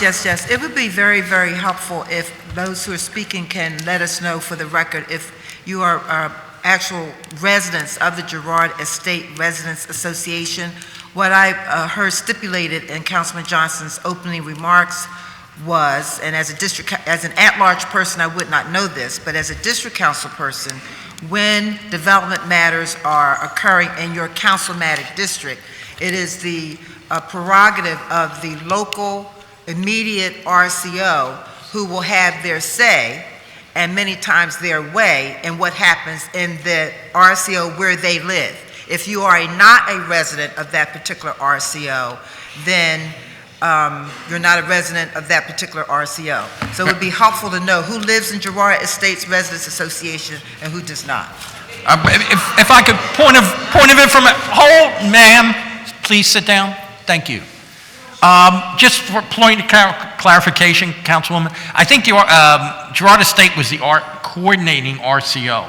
But none of these people that spoke, I think they live farther north, but they feel that they should also be included. But they are not residents of Girard Estate. Am I saying that right to everybody? Okay, all right.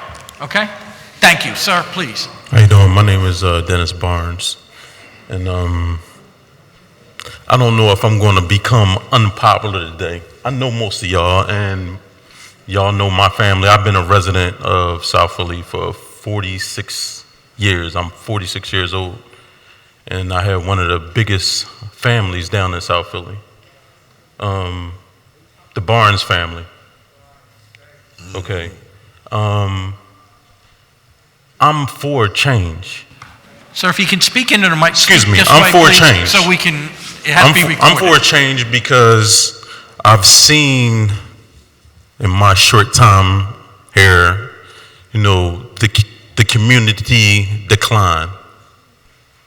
And this development center, they offered me an opportunity to open a business in the South Philly shopping center. I own a thrift store, and blacks come, whites come, Chinese, Asian, everybody supports my business.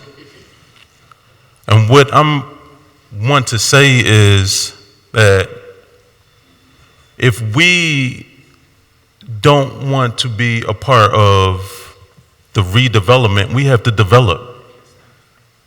It is. Sir, please. Yes. Ma'am, please. Only one person can speak at a time, please. Thank you. I'm sorry, sir. Go ahead. I think that redevelopment in the shopping center would be a good. Now, as far as the community not getting hurt, I understand that issue has to be addressed. but I feel like redevelopment is good for the community and the surrounding area. Thank you. Thank you, sir. Thank you. Please, whoever would like to go next. Whoever would like to go next. Excuse me. Good afternoon. Afternoon. Council, committee members, city residents, South Philly residents especially. My name is Kelvin Carrington. I'm a 67-year-old resident of South Philadelphia. I live on Montrose Street. My neighborhood name has changed 4 or 5 times in the last 15, 20 years. And what I'd like to say is somebody started to say something about it. When you keep building all these new developments, you aren't building any new sewer systems. We may get some new electrical lines, but I think that's for cable TV and all kinds of other unnecessary stuff.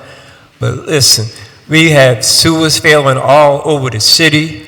Now they're telling us about if they can build these complexes on Washington Avenue, it will facilitate travel between South Philadelphia and Center City. Common math will tell you that if you have 100 cars in the neighborhood and you increase it to 1,000 cars, it's not going to make it quicker for you to get to Market Street. Okay? Now, that's one thing. When we talk about affordable housing, I'm sick of hearing about affordable housing. In order to be able to afford these housing, you need to make at least in the low 6 figures. Ori Firebush said in the neighborhood meeting that he won't put affordable housing on Washington Avenue because he can't make a profit. Don't tell me any of this stuff is about them not making money. You don't build new things not to make money unless you're doing it with the taxpayers' money. And you're using the taxpayers' money to increase your profits. A neighborhood, this is not a neighborhood. What they call a neighborhood is that I'm going to put up a 10-cent building. I'm going to charge you $1 for it, but I'm going to put a bench in front of your house and a tree out front, which means I can't even see my neighbor. I'm going to stick a bay outside the window. If something's happening on the end of the block, I can't tell if my life is in danger or not. And also somebody outside the city can make a profit and take it home with them. And I'm telling you right now, I'm also sick and tired of hearing people that work for a company or something say, we. Company is not we. The company is the people that own it, and they're not the people talking to you. They're giving you half-handed answers. They've been doing this all their professional lives, and they say, well, we haven't quite ironed it out yet. And then I'm going to take you all the way back. With this gentrification, no, and all this re-stimulation of Philadelphia, we were supposed to get an influx of seniors, empty nesters, back in the center city. They could be closer to arts and culture. Where are they? I see them. Academy of Music or something. Yeah, they are pulling up to the parking lot, and when the show's over, they're going back to the suburbs where they live at. The whole thing, and somebody had the nerve to sit in and say, I would not lie to you. We've been lied to so many times. I was most recently lied to about a bus stop going back in the South Philly from 19th and Market. When I'm meeting with the managing director's office in SEPTA, they're telling me, well, me and you will stay on that corner do a new survey. A week later, I see a sign on the pole say, this stop has been permanently discontinued. There ain't nothing but lies. There's no reason for us to actually believe you until you can actually point out to me something that you told me you was going to do and you kept your word. Thank you. All right, thank you. Sir, before you start, is there any, after this gentleman, I think that's no one else here to testify? Okay, great. Wait a minute, didn't you speak already? No, just one time, otherwise people keep coming back. Is there anyone else here other than this gentleman who has not testified yet who wants to say something?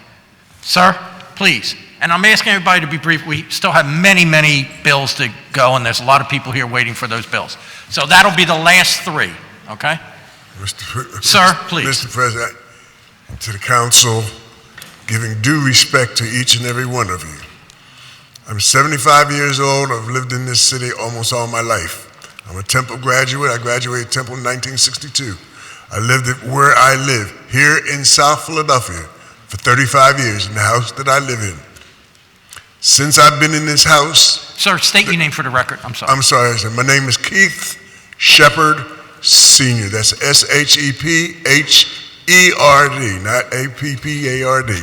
H-E-R-D. Thank you. All right. As I was saying, I've lived in the house where I live for 35 years. Ever since I've been in this house, the construction around it, the constant building, quote unquote, of the new houses, which is not only destroying the property, but the value of the property, which you say is going to go up, it's not, it's going down. My house has reached the point, as I said, I've been in it over 35 years. I'm to the point where I had to contact the Philadelphia Housing Development Corporation because of the construction and the vibration and everything. You always want to call it on the settling. The more you dig up the city, the more things are going to settle. My house is actually falling apart because of the redevelopment. Now, this center that you're saying you want to build down here on Oregon Avenue, a lot of what the concern, which has not been seriously mentioned, is the seniors. The seniors have inability to maneuver to different places for shopping, the security of going places. You got to realize that people are on a fixed income. The income that once these places that you put in there, you say are going to start, you want to make them at a low, reasonable price for people. Sure, you start off at that, but 6 months later, you got $25 increase here, 10% increase here. And then again, like I say, the parking. It has gotten to the point wherein people are living in houses and you got to pay a permit to park in front of your own house. Just imagine, now here you want to put on new buildings, new establishments where there's going to be no parking. Yes, you say there's going to be underground parking in these places, parking lots places, but people have to pay permits. What about the people who live where they live now? You in the city council have allowed the city to start charging people to have cars who are able to have cars to park in front. You got to pay to park in front of your own house. Now, as a senior and a disabled senior at that, it's difficult for me to walk from one corner to the grocery store, which just happens to be on a corner for me, to walk home because it's not only unsafe, but I can't drive my car anywhere.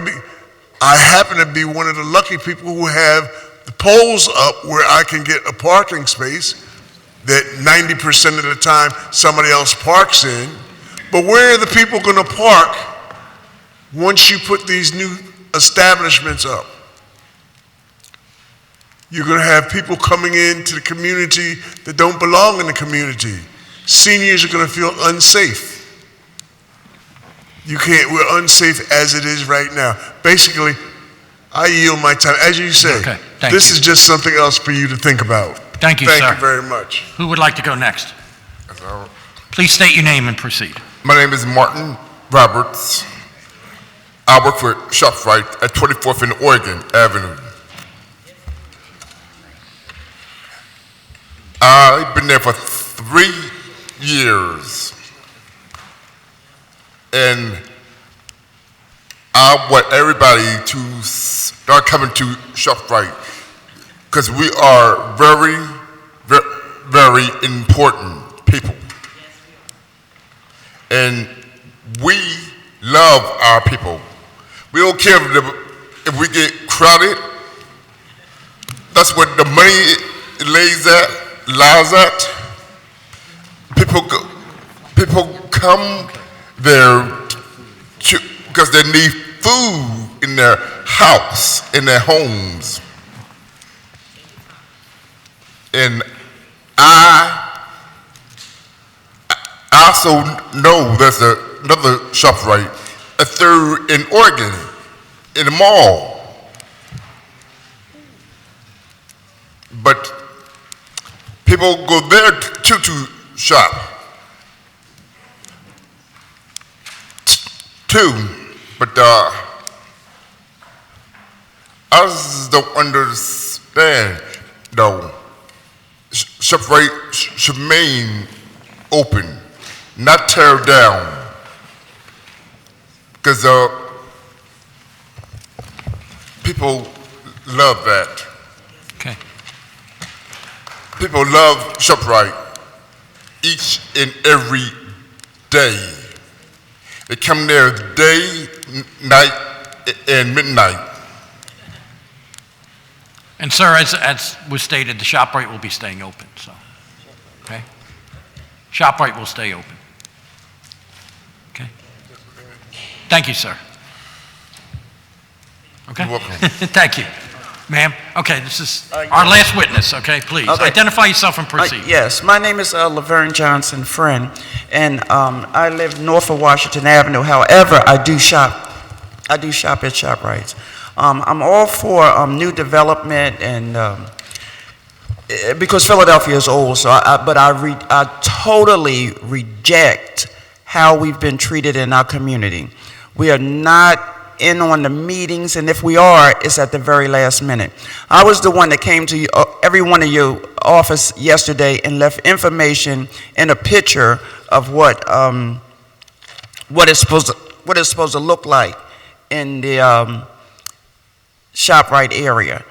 And to my Councilman Johnson, we are totally appalled because we were not invited to, and what I want to use the word invited, we were not allowed to have any meetings. Now, I do understand you did have a meeting with the Italians on 16th and Porter, Spruce, one of those places at St. Monica's.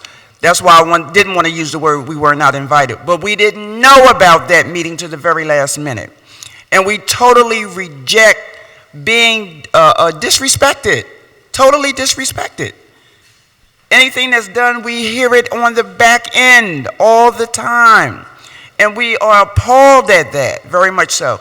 And then also, we don't want any apartments there. We would like to see, we wasn't even privy to talking to the developer. And that's what we wanted to do, have a meeting with you, our councilman, and a developer, so that we can express our opinions. We would love this, but we would like to see it across Oregon Avenue where BJ's is at. That's what we would like to see, the condos all back there and all of that. And guess what? We won't even cross Oregon Avenue, 24th and Oregon Avenue. We really won't. If you give us what we want on the other side, we wouldn't even come over there.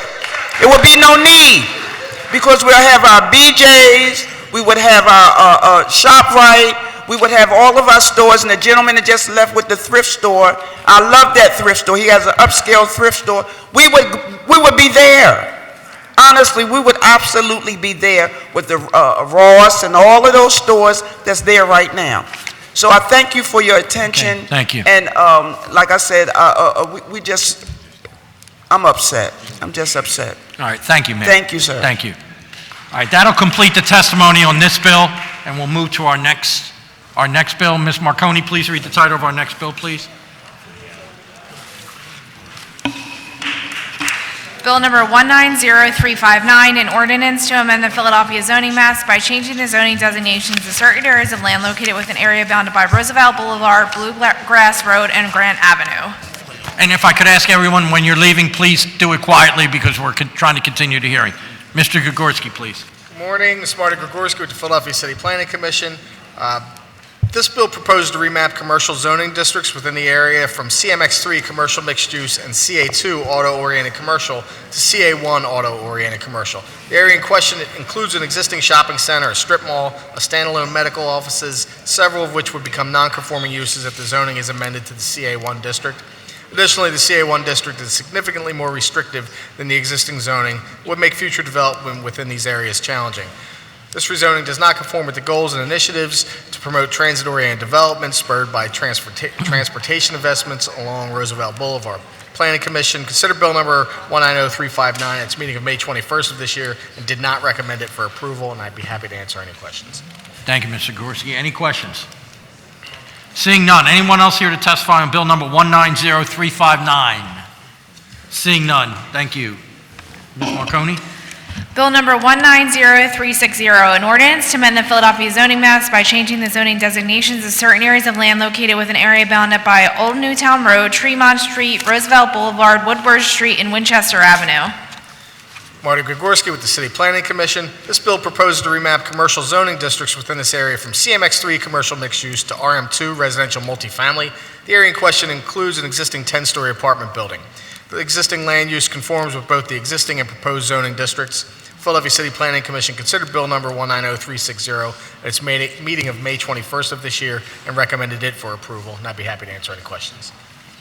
Thank you, sir. Any questions? Seeing none. Anyone else here to testify on Bill number 190360? Okay. Seeing none, Ms. Marconi, our next bill. Bill number 190361, an ordinance amending Chapter 14-500 of the Philadelphia Code entitled Overlay Zoning Districts by creating a new overlay entitled South 9th Street Market, South 9th Street Market Overlay District, and making related changes all under certain terms and conditions. Mr. Gorski. Marty Gregorski with City Planning. Bill number 190361 amends the Philadelphia zoning code by creating a new overlay called the South 9th Street Market Overlay District. This new district will prohibit curb cuts along 9th Street from Catherine Street to Federal Street. The local communities feel that any curb cuts will have a negative impact on the historic Italian market. The City Planning Commission staff acknowledges the community desires to protect the Italian market, yet staff has a policy against supporting small-scale spot zoning overlays that ultimately apply only to a limited number of parcels. The City Planning Commission considered Bill number 190361 at its meeting of May 21st of this year and did not recommend it for approval, and I'd be happy to answer any questions. Thank you. Just a quick one on this one. You talk about small-scale spot overlays. I know the word spot always seems to be debatable. As I think of 9th Street from Catherine to Federal, that is about 3 blocks at least, It is. right? It is about 3 blocks. So what is spot, you know? I mean... It's a small overlay that only deals with a limited small- number of parcels. So. And we are consistent with our dislike of overlays. Oh, okay. All right. Okay. I guess I don't consider a few blocks small, but okay. All right. Ms. Marconi, I think we have another testifier here. Do we? Suzanne Tavani. Good afternoon, ma'am. Thanks for everybody's patience for hanging in there that's still here. Please state your name and proceed. Good morning. My name is Suzanne Tavani, and I'm a fourth-generation resident of South Philadelphia. My great-grandparents emigrated from Italy and Lebanon to America in the 1890s. I'm also a board member of the Passion Square Civic Association, and I chair the zoning committee. I am here today to support the ordinance from Councilman Squilla, Ordinance 190361, to prohibit curb cuts from the area along 9th Street, extending from Catherine to Federal, the area recognized by and marketed by the City of Philadelphia as the Italian market. According to the Visit Philly website, and I'm quoting, Philadelphia's Italian market runs along approximately 10 blocks of 9th Street in South Philadelphia, and is one of the oldest and largest open-air markets in America, end of quote. In fact, according to an historical marker on 9th Street, the Italian market is the popular name for the South 9th Street curb market.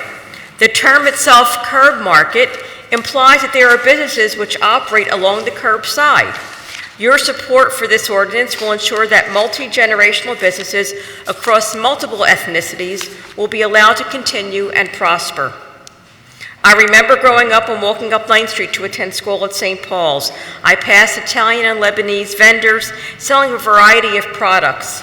My mother purchased our clothes at dry goods stores owned and operated by Jewish merchants, many of whom were immigrants to our country after having escaped the perils of Nazi Germany. Today, I walk up 9th Street, and although I still see many Italian merchants of my youth, I am also delighted to see the many stores operated by merchants of Asian and Latino descent striving to build better lives for their families. The introduction of curb cuts along 9th Street will quickly turn the street into a series of high-rise buildings where people live above and look down upon their neighbors. In addition, curb cuts will literally cut into the lives of hundreds of people trying to earn a living along the curb market and make a life for their families. I urge you to support Councilman Squilla's initiative to preserve the historic businesses and nature of one of the city's most treasured assets, the multi-generational, multicultural curb market along 9th Street. Thank you. Thank you, ma'am. I think we all want to see that market continue to thrive. Thank you very Councilman much. Squilla?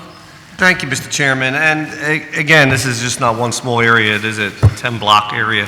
And part of the reason is if development continues and people want to use it for driveways, it's really is a safety issue. And we have a pedestrian market. People walking up and down the 9th Street corridor have to then cross these driveways to get in and out of the cars are getting out of these driveways would have to go into the pedestrian market in order to have access. Once one goes in, people think that it's gives you the freedom to add several of these. And, you know, this legislation is to protect something that's been in existence for a long time. And also, this one thing with this legislation is, which I've never had, but we have every organization from the Civic Association to the older generational people who lived in the community to the newer people who have moved in, and everybody's in full agreement, which is probably the first time I ever had a bill that was so well supported. And it's a shame that we're still not able to get that support from some of our city agencies. But we will continue to work with this and hopefully drive home the right idea of how to do proper planning. And if we're really serious about Vision Zero, understanding what the complications would be by allowing these driveways on 9th Street. So I appreciate the Civic Association, all the work that you have done, and understanding with meeting after meeting, and hopefully this will help to prevent further damage and even maybe initial damage to the pedestrian market. Thank you. Thank you very much. Thank you, Councilman. Certainly makes sense to me. Anyone else here to testify on Bill number 190361? Seeing none, thank you. Ms. Marconi, our next bill, please. Bill number 190362, an ordinance to amend the Philadelphia zoning maps by changing the zoning designations of certain areas of land located within an area bounded by 4th Street, Ray Street, Oriana Street, and Cherry Street. Marty Gregorski with the City Planning Commission. Bill number 190362 supports the development of the Old First Reformed House by Community Ventures and Old First Reformed United Church of Christ by rezoning the church parcel from RM1 residential multifamily to CMX3 community commercial mixed use. Development will support formerly homeless persons with 34 efficiency apartments, office, classroom, and community space for the church, and approximately 2,400 square feet of retail space on the ground floor. Development project will be subject to a 65-foot height limit and the approval of the Historical Commission. Philadelphia City Planning Commission considered Bill number 190362 at its meeting of May 21st of this year and recommended it for approval, and I'd be happy to answer any questions. Thank you, sir. Any questions for Mr. Gregorski on this bill? Ms. Marconi, I think we have someone else that wanted to testify. David LaFontaine from Community Ventures.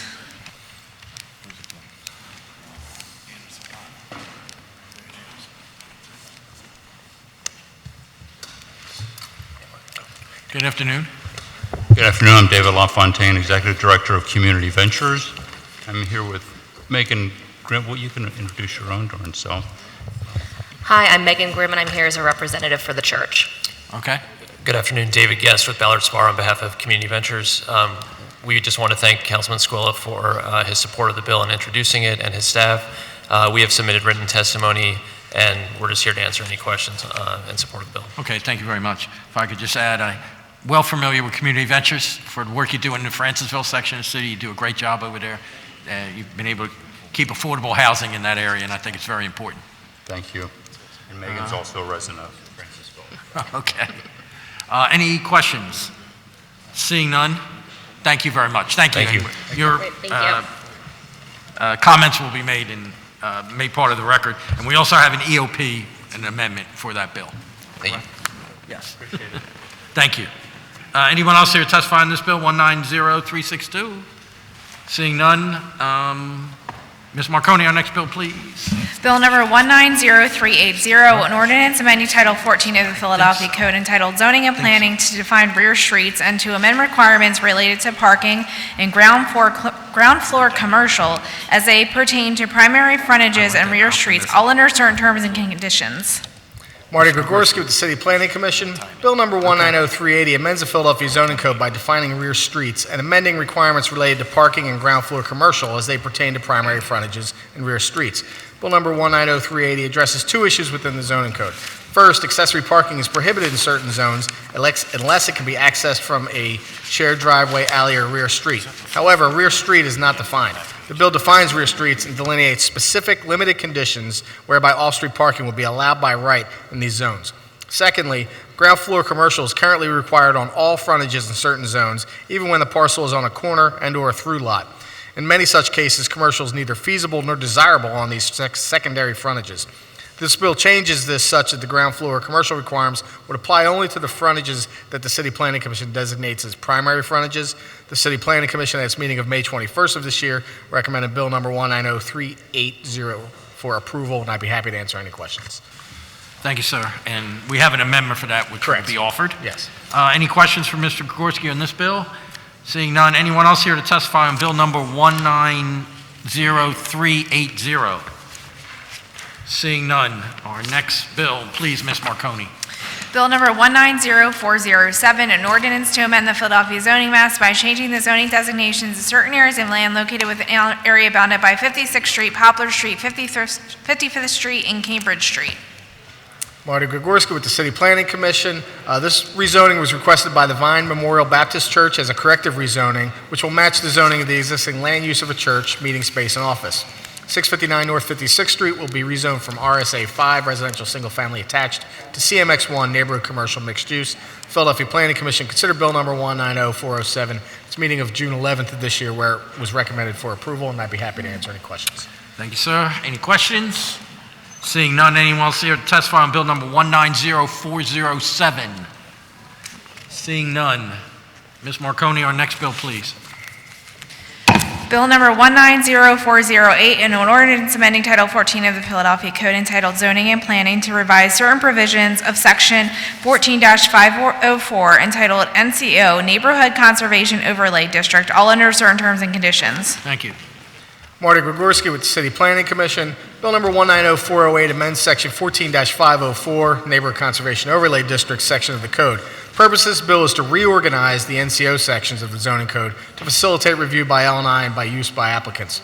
The reorganization provides greater clarity over which provisions pertain to review for the purposes of zoning permits and which pertain to the review of building permits. In addition, the bill specifies which body hears appeals pertaining to each of these reviews. These amendments to the code are almost exclusively technical in nature, as the content of individual provisions is not substantially altered. The Philadelphia City Planning Commission considered Bill number 190408 at its meeting of June 11th of this year, where it recommended it for approval, and I'd be happy to answer any questions. Thank you. Any questions? Seeing none, anyone else here to testify on bill number 190408? Seeing none, Ms. Marconi, our next bill. Bill number 190409, an ordinance to amend the Philadelphia zoning maps by changing the zoning designations of certain areas of land located within an area bounded by 57th Street, Springfield Avenue, Cobbs Creek Parkway, and Woodland Avenue. Marty Gregorski with the City Planning Commission. This rezoning was requested by the communities and intended to achieve three goals: to preserve the existing single-family housing and existing open space and protect them from heavy industrial uses, to match existing land uses, and to direct commercial activity and multifamily uses to major corridors and nodes. Philadelphia City Planning Commission considered Bill number 190409 at its meeting of June 11th of this year and recommended it for approval, and I'd be happy to answer any questions about it. Thank you. Any questions? Seeing none, anyone else here to testify on bill number 190409? Seeing none, thank you. Pardon me? Yes.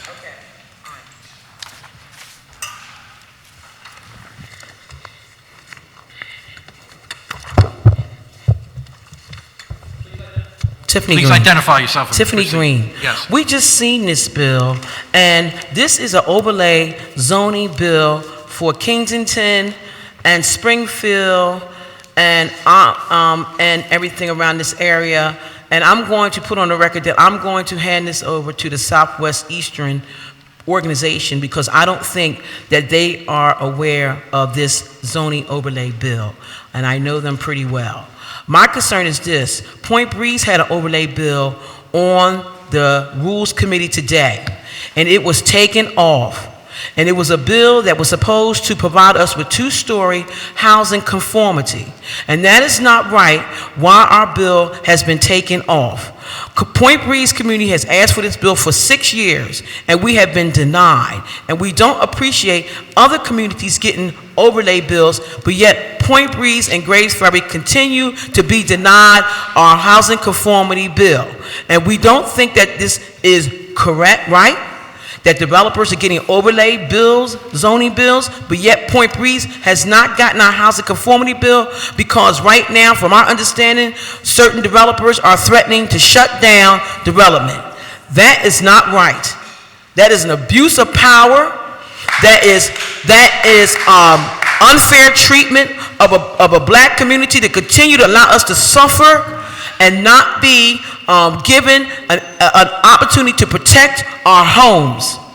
And we don't appreciate you providing this bill for other communities and taking off our zoning housing conformity bill.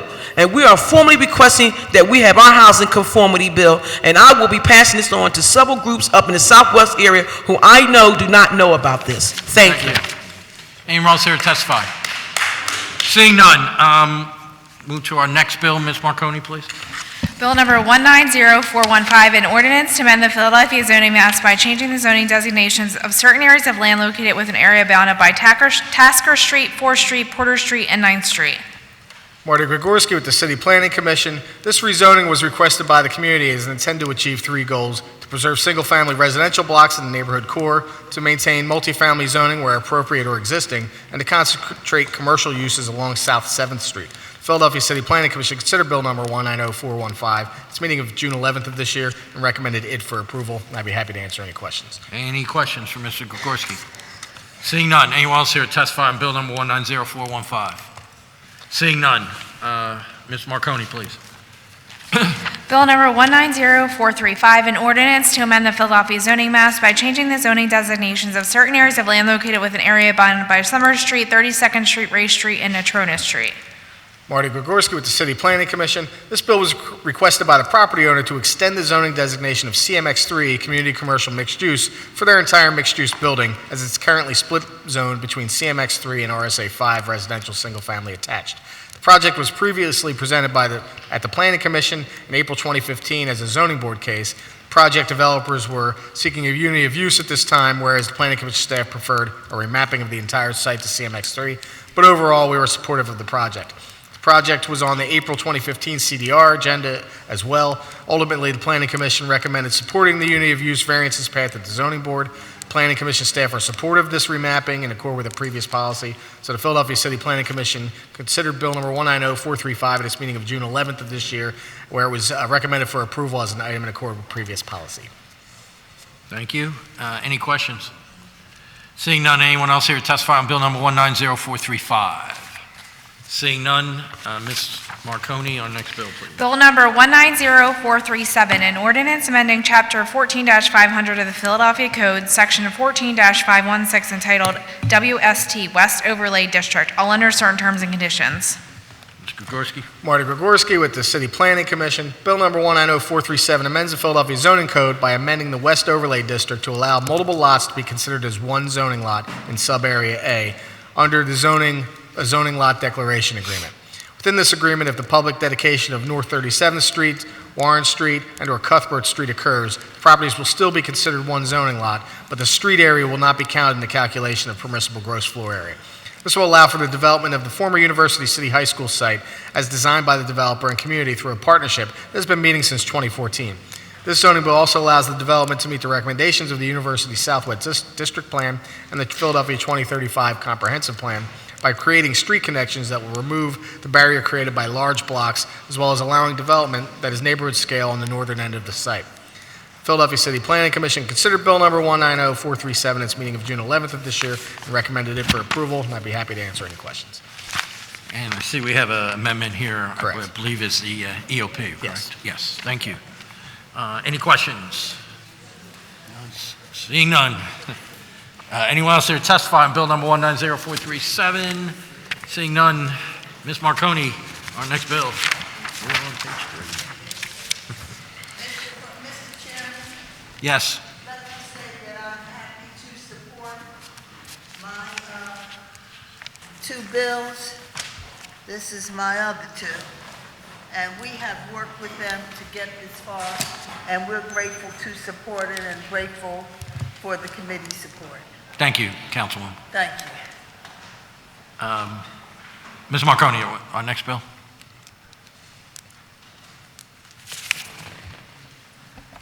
Bill number 190443, an ordinance amending section 14-502 of the zoning code entitled CTR, Center City Overlay, section 14-701 of the zoning code entitled Dimensional Standards, and section 14-702 of the zoning code entitled Floor Area, Height, and Housing Density Bonuses under certain terms and conditions.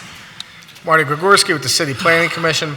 Bill number 190443 amends the Philadelphia zoning code by amending overlay and density bonus sections with the following. It will amend the Ben Franklin Parkway height overlay by increasing the maximum height within the area bounded by 20th Street, Arch Street, Cuthbert Street, and a line parallel to and 214 feet west of 20th Street from 125 feet to 240 feet. It will amend the sky plane controls to permit the applicant to elect to be subject to these controls by applying the 20th Street frontage requirements to the entire western facade of the building in lieu of complying with sky plane on the 20th Street frontage. It will permit affordable housing density bonus with development where less than 50% of gross floor area will be residential. Current code requires that the building be more than 50% of gross floor area be dedicated to residential for the bonus to apply.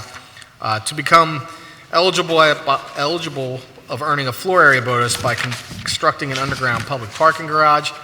The staff supports the amendment to the height control overlay. However, the other amendments could all be met by simply changing the base zoning to CMX 5, Center City Core Commercial, without creating a carve-out of the zoning code for one individual property. Philadelphia City Planning Commission considered bill number 190443 at its meeting of June 11th, where we did not recommend it for approval, and I'd be happy to answer any questions. Okay, thank you. And I believe there's an amendment, which is the FOP. EOP. The EO, I know I was going to do that before the meeting, so, the EOP. Ms. Marconi, I think we have somebody else to testify. Brian Burson. Looks like a whole lot of somebodies here.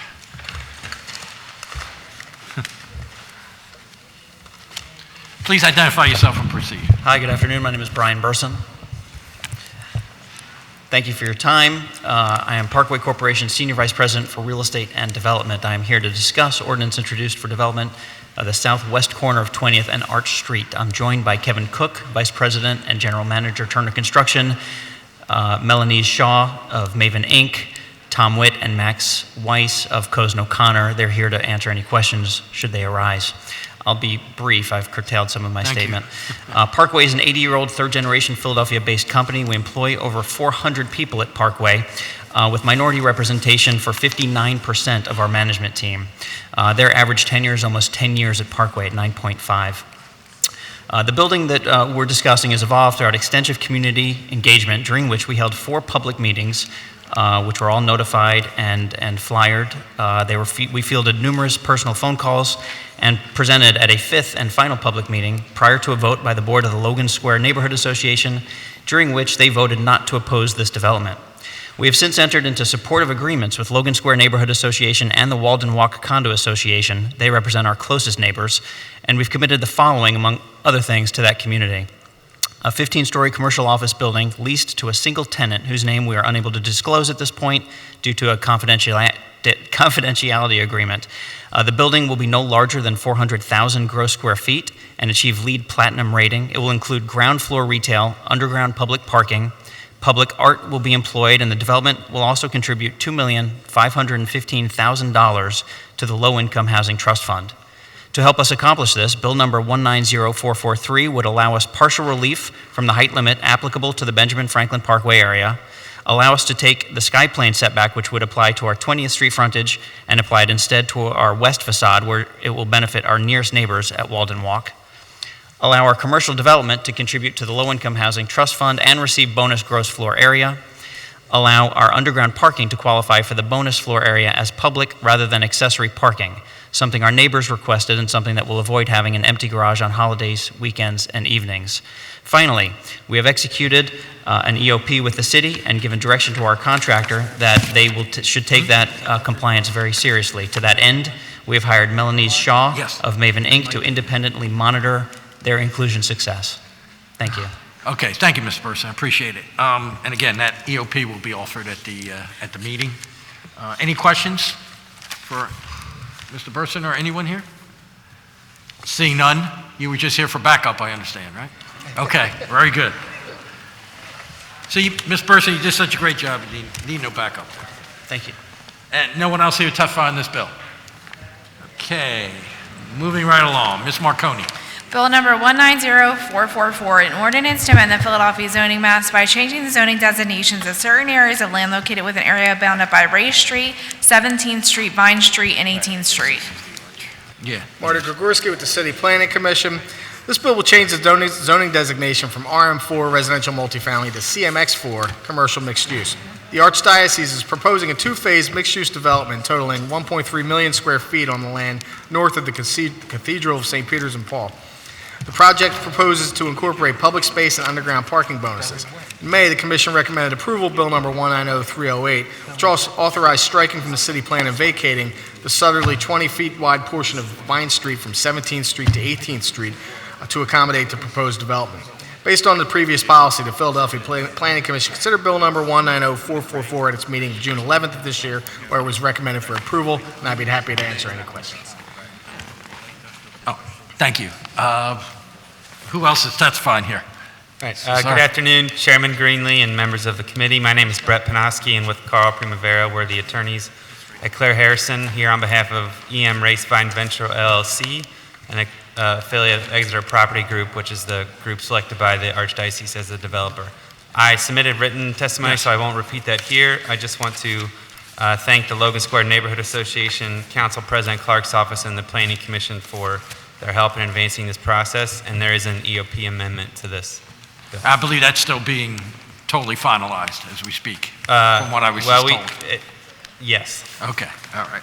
So there's a possibility we move this bill out today that we'll have to amend at first reading with the EOP. But it seems like everybody's on the same page here, so I think we're okay. Yes, we're happy to answer And we talked to the council president, he's fine with that approach. All right, thank you. Okay, thank you. Any questions for either? Nobody else to testify? Okay. No? We're very happy the way it is. Thank you. Ms. Marconi, on next bill, please. We got two more. Bill number 190447, an ordinance to amend the Philadelphia zoning maps by changing the zoning designations of certain areas of land located within an area bounded by Henry Avenue, Ridge Avenue, Northwestern Avenue, the county line, Forbidden Drive, and Wise Mill Road.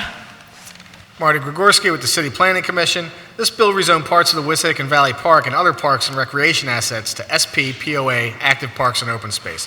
It also rezones residential properties around the Wissahickon Valley Park to appropriate residential zoning districts. This remapping aligns with the lower Northwest District Plan. Philadelphia City Planning Commission considered Bill number 190447 at its meeting of June 11th of this year, where it recommended it for approval, and I'd be happy to answer any questions. Okay, thank you. Any questions for Mr. Gregorski on this bill? Seeing none, anyone else here testify on bill number 190447? Seeing none. Ms. Marconi, our final bill of today. Bill number 190448, an ordinance to amend the Philadelphia zoning maps by changing the zoning designations of certain areas of land located within an area bounded by Ridge Avenue, Indiana Avenue, and Hunting Park Avenue. Marty Gregorski with the Philadelphia City Planning Commission. Bill number 190448 amends the Philadelphia zoning maps by changing the zoning designations of certain areas of land located within the area described. This bill is intended to support a mixed-use residential development by remapping the site from I-1 industrial to IRMX, industrial residential mixed use. The Planning Commission staff has not received any detailed plans of this proposed development, found the remapping to be specific to one site, and determined that the remapping does not align with the North District Plan. Philadelphia City Planning Commission considered Bill number 190448 at its meeting of June 11th of this year, where it did not recommend it for approval, and I'd be happy to answer any questions. Thank you, sir. Councilman Jones? We disagree. Thank you very much. Okay. All right. Nice and concise there. Thank you. Any other questions? Anyone else here to testify on bill number 190448? Seeing none, that will complete our schedule today of the hearings. Again, just for the record, bill numbers 190451, 190460, 190366, 180973, and 180905 are being held at the call of the chair at the request of the sponsors of those bills. That completes our hearing for today, and we will momentarily go into a public meeting of the Rules Committee.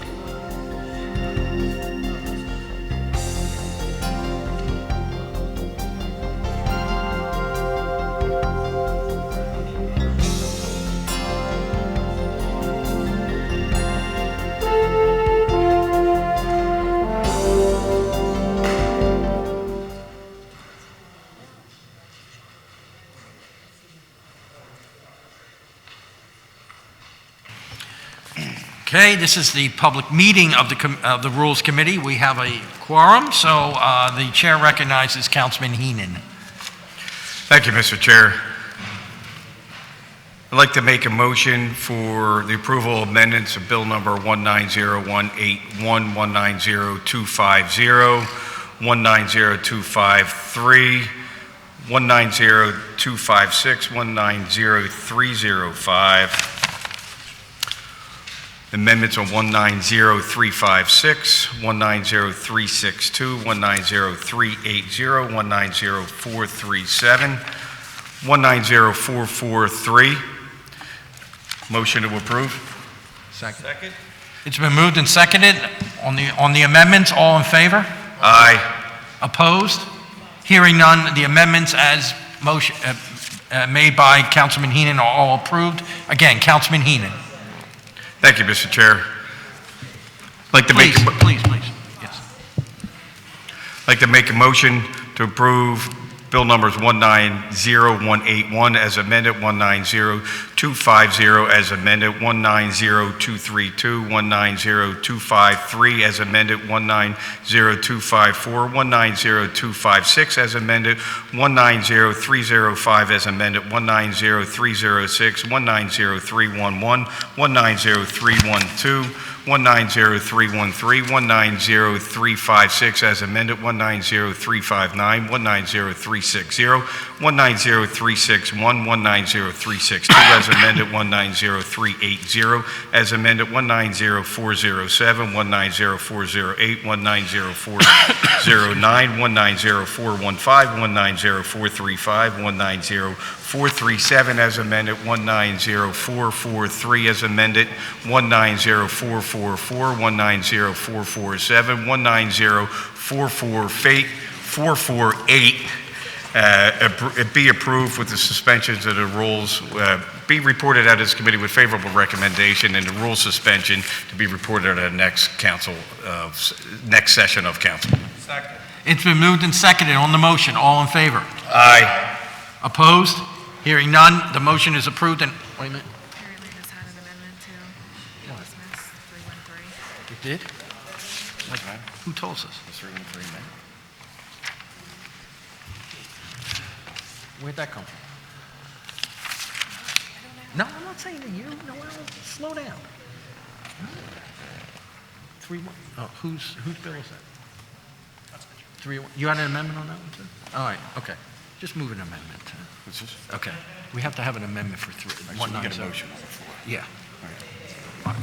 Just add to the, Mr. Chairman, I'm going to hold the motion on the floor and vote on an amendment that has been circulated to all members of council on bill number 1903, the amendment to 190313. Is there a second? It's been moved and seconded on the amendment. All in favor? Aye. Opposed? Hearing none, the amendment is approved.